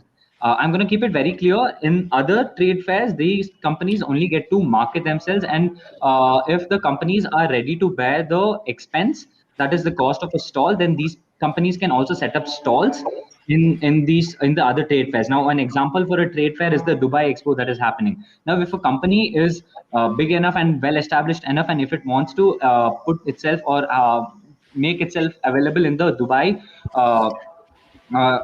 trade fair, then they can. Then we have a few percentage. We'll be having a deal with the Dubai trade fair, and we'll be providing stalls to the companies that are set up in our businesses. What Now, would the cost be involved? So it's All right, sir. essentially a indirect way of marketing. See, now we made a building. We call multiple business owners to come and display their products to completely third parties. But our customers are not the end consumers. Our customers are people who are going to be setting up the trade fairs. And as business owners, if I as a business owner, I'm seeing a lot of growth in this particular place, I might as well rent it out. Let's see, for a couple of months. I might as well lease it out. Let's see, for a couple of years. Or if everything is right for me and if my financial condition is right for me, I might as well buy it. So this is like a indirect way of us marketing it to the main business owners by And not also actually marketing it. coming to the numbers that you're looking for, sir, it's really hard to calculate the numbers, because a stall is available for 10,000 also in a trade fair, depending on the capacity of the trade fair. Demand Now, and supply. See, in your Dubai trade fair is a huge trade fair, and it can cost you're you. telling you for trade fair, but in your revenue model, you are telling you will either lease it out or rent it out. All right, Yeah, sir. our sources of revenue are very clear and very simple: rent, lease, or buy.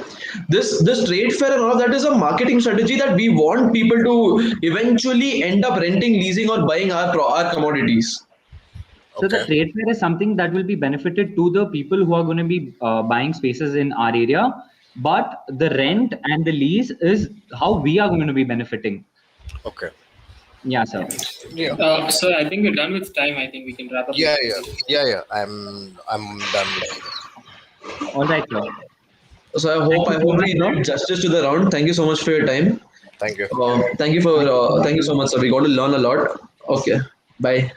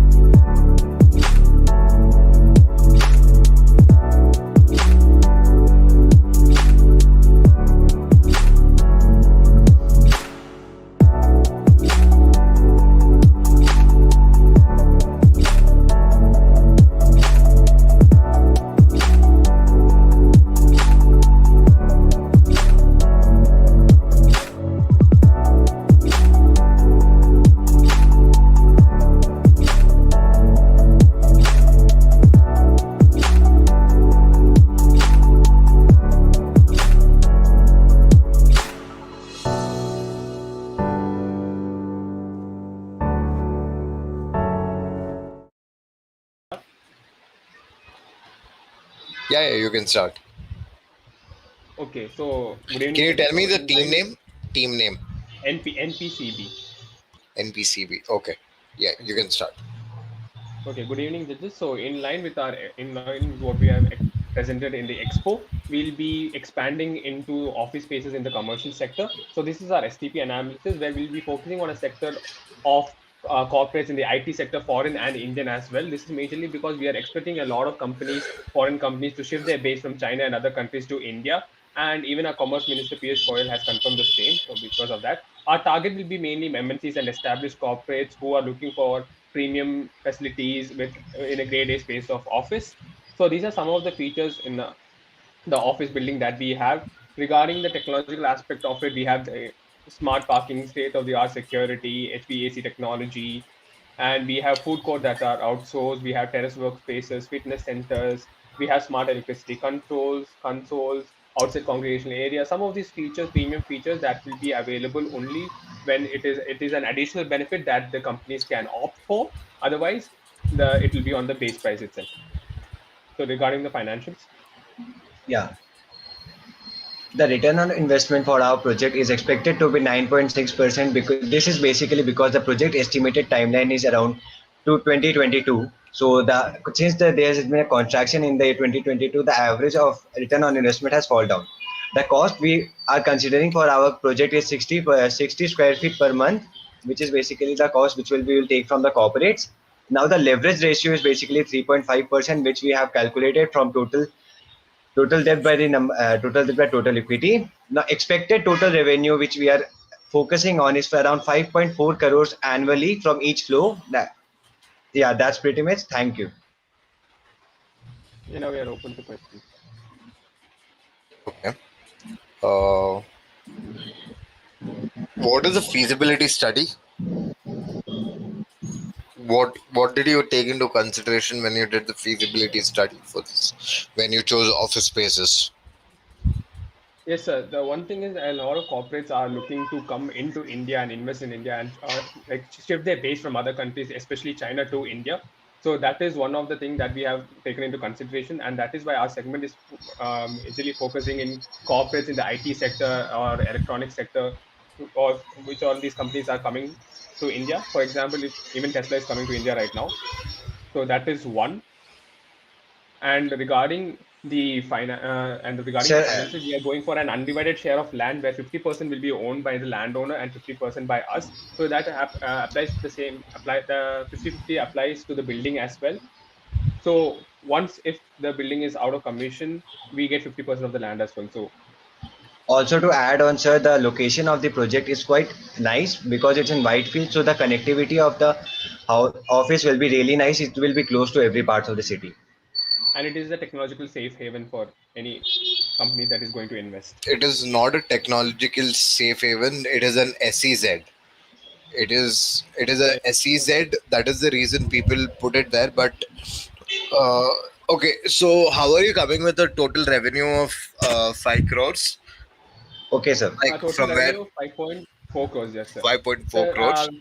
yeah, because this is a grade A space environment, we are going for a rent of per square feet of 60. The average is like 50, 55 in the Whitefield area. So we are having a 7,000 square feet in each floor, and that is 12 floors. So we just multiply that by the floor space area, and that is the least amount. That is the revenue that we are focusing on. Okay. How long will it take you to break even for the investment and your revenue? Yes, So sir. How many? Jay, you did that. Yeah. Give me a ballpark number. So for as a ballpark number, with what we are planning, it will take around 15 to 20 years. Okay. Okay. Thank you. Thank you so much, sir. Thank you, sir. Any other questions or can Nothing else.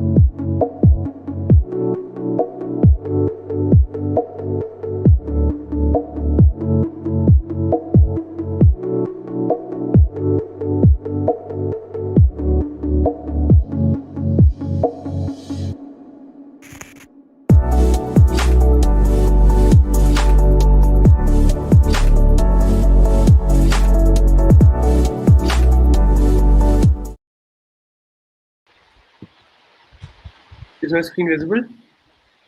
Not yet.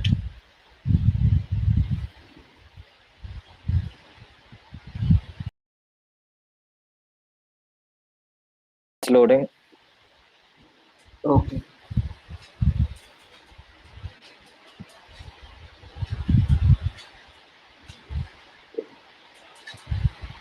Okay, here the company of a company is PN Bat Limited.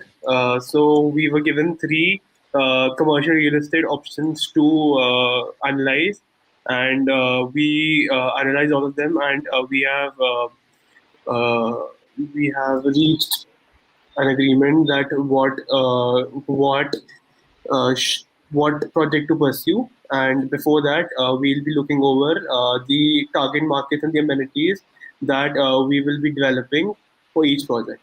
So first of all, we'll talk about retail. So retail, this relates to the mall that we'll be building, in Bangalore. So the target market that we have identified for this project is age groups 15 to 60, because that's the main age group that goes to the malls to shop and all of that. The amenities that we'll be providing is we'll be looking at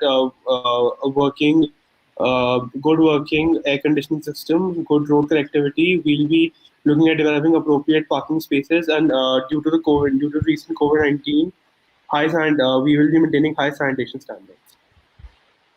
Okay. So the next project that we have analyzed is the Lodi Group Hotel project. We'll be building a luxury hotel, and the target audience for this hotel will be the affluent and the rich, the uber rich people. The amenities would be, first of all, we'll focus on good road connectivity, and we'll be conducting interviews to hire a friendly and courteous staff, and we'll be building state-of-the-art amenities in order to attract the uh, elite, the affluent, and the rich part. We'll be developing tennis courts, gyms, games rooms, outdoor pools, saunas, spas, etc. So, Adya will be taken up from here. Right. So the third project we're analyzing is if we build an office space in that project. So the target audience for that we have what the target audience would be medium to large scale businesses. And why we chose medium to large scale businesses would be because there was a lot of space and there was a 12-story high luxurious building. And I don't think a small business owner would be able to afford that. Then the amenities we would offer would include good road connectivity, appropriate parking space, good air conditioning facilities, state-of-the-art technological facilities, and meeting rooms and the whole thing. Yeah. Can you move to the next slide?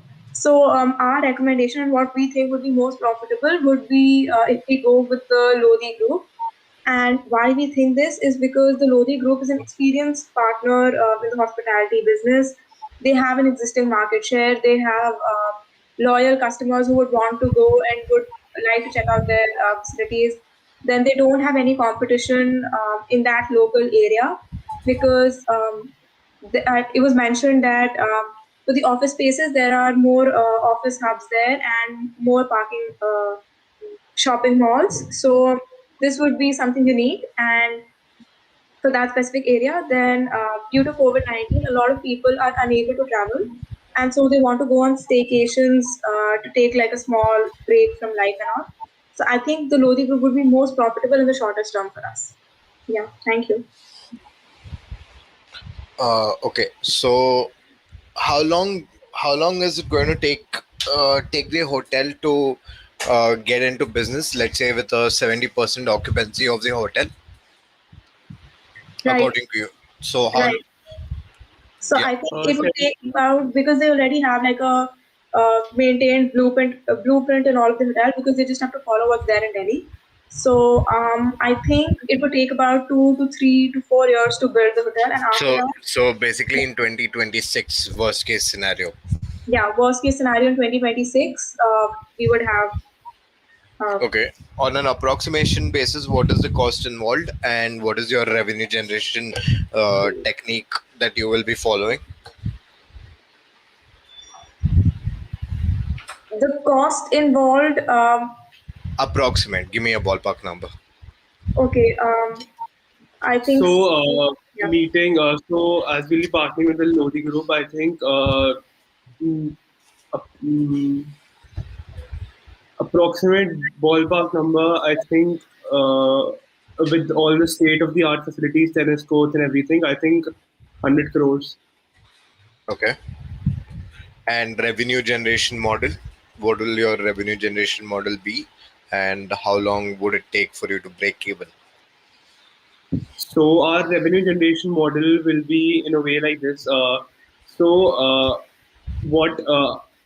it will obviously function like a normal hotel, but apart from that, we'll also be offering services. For example, our tennis courts, our swimming pools, we'll be offering those services to people who are not staying at the hotel as well. Like we will be we will be launching coaching academies in those tennis courts or in those swimming pools. That's available in almost every other hotel in Bangalore. Membership, or just go and play and pay the cost for it. How is your hotel different from the other hotels? Our hotel will be more luxurious, and it already comes with its own established market share. So people would want to go to that a more luxurious hotel, and would people would prefer to use those courts rather than the others, because we would have the whole thing like clay courts and top-notch facilities for everything. And there's a brand value attached to the Lodi Group, so I think people will be more attracted to that. So, my last question, just give it to me in a statement. Do you think your hypothesis is right, and why? If it is the hotel that you're choosing, if your hypothesis is the right one, just give me one closing statement telling why it is the right one. So we think it is the right one because both of the both of the other projects, the mall and the office space, it came with not just the cost of setting the whole thing up or building the whole structure up, but it also came with the cost of fighting for market share with the competitors, because there were a lot of competitors in that area already established over a lot of time. Even in the mall and the office space. So there would be additional cost of acquiring customers. But in the case of the hotel, wrap it up. Yeah, in the case of the hotel, there's no such competition in that similar area. Plus, we already have a brand value attached to it, so that is a head start. So we think that's the best option. And even keeping in mind the pandemic, people would act like not many people want to go to shop physically. They just prefer to shop online. And even office spaces, many of them are working from home. But for a staycation, many people, like I've heard, many people are going for staycations and all because they need a break. They haven't been out for the last 1.5 years because of Corona. So I think that is why that would also be one of the reasons why we choose Lodi. Okay. Yeah. Okay. Thank you. Thank you.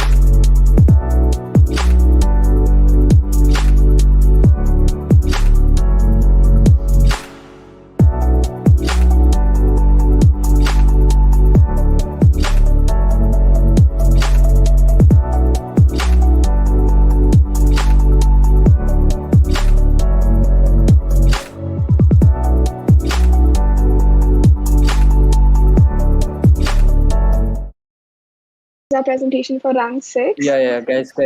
Before you start off, just a few framework related Okay, stuff. sorry, You'll have I'm 3 minutes sorry. to present.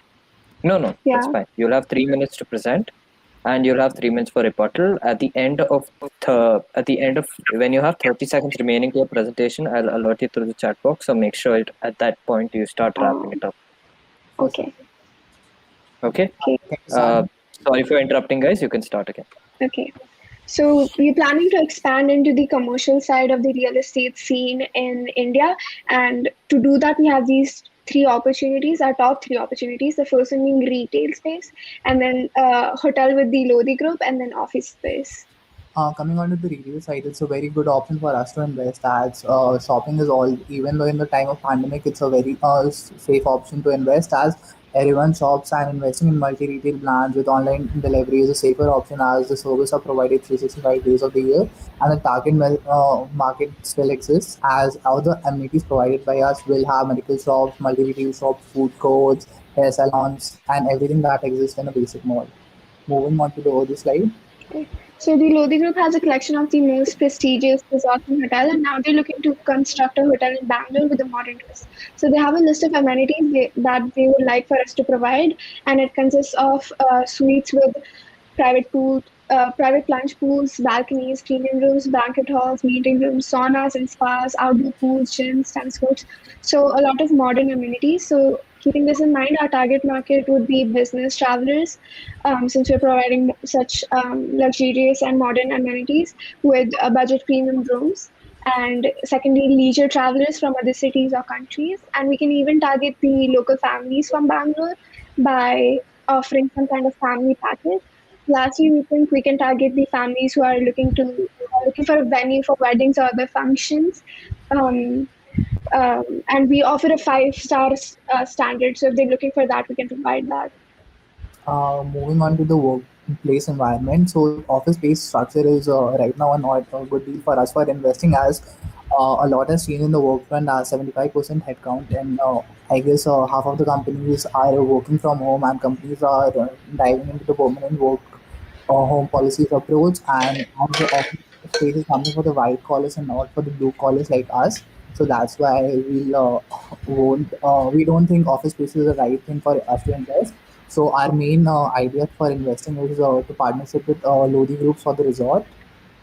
As Lodi Group, yeah, go Yeah, on. keeping the labor constraints in mind, we can only choose one project, and we recommend the construction of the hotel with the Lodi Group. So coming on to this, as Lodi Group has a very prestigious stature related to it, so it would be the most profitable business venture as we already have the goodwill of the name. And as of this, we'll serve at a very prime location in Bangalore, so it would be more easy to attract more customers on a daily basis. And apart from stay features, we'll also provide dining and clubs options so that people can come on a daily basis and help us gain revenue. Thank you. This was Team Pennybags, and this is our presentation. Can I start with the rebuttal? For sure, sir. Yeah. Why would a customer choose your hotel when there are other hotels like Sheraton and Marriott in the same vicinity? So something related for us is Like what is your USP compared to the rest of the 5-star hotels in the same vicinity? Okay, in terms of dining and in terms of normal customer basis, we always provide packages and benefits. Like even if it's a social tie-up, and even though we always have an option, but we still go with the option. We still go with one brand just because of the name of the goodwill. And as we plan to build a very large facility, which will obviously we look magnificent, so to attract customers. So that's what we plan. Okay. What is your cost per running ratio? Approximate number? Like for the construction of the whole project to the point of completion. Yes. Construction, and how long it will take you to break even for the construction? Sure. So we're totally looking at a cost of 17 crores at the point of construction, and 17 or 70? 17. Okay. 17, and for the point of completion, we think that in 4 years we can come to the break-even point. Okay. Yeah. Can you go back to your slide? For sure. Which the one before this. Okay. Yeah. How exactly is partnership of the goodwill of Lodi Group is comparatively better than you having goodwill with any other company in India? How, like, what do you think Since is they're that unique? already reputed in the real estate business. Oh, yeah, sure. Sorry. Okay. As comparison to companies like Taj, Oberoi, Shelton, the name Lodi Group attracts the most, as even still in the rankings of the top resorts, Lodi Group is still one of the fanciest and still on the top rankings for the best resorts, which is in Jaipur. So, and even apart from this, it still has the Lodi Group has an environment to put the heritage of India, so to the royal value, which is what makes the property so interesting and keen for the customers to come. So that's why we think Lodi Group is beneficial for us. And for us being a housing company earlier and right now, where this would be our fourth project in the hotel markets, and having a partnership would be Lodi Group would be a very ideal scenario for us. Okay, last question for you. So the situation in places like Whitefield or Electronic City in Bangalore is because it is a SEZ and a lot of company delegates stay there. But with the 75% working from home, or let's say by year 2020 to 50% of the people are back in office, do you still, and most of your business is coming from corporates, do you still think that hotels is the right option, or do you think you would want to change it to the corporates? No, sir. I'll still stick to staying with the hotel, because if we're planning to go with a work environment, it would be a one specific constant way of income. And when if we're working with a hotel, we have restaurants, we have clubs, we have different amenities, and we can obviously fluctuate the prices every time as of our comfort. We can added plans which will help us gain more revenue. So that's why we think a hotel company would be the best idea for us. Also, we're trying to engrave our name in the scene. So we have done office spaces before. This is why we chose the hotel project. Okay. Yeah. Thank you. Thank you, sir. It was a great day.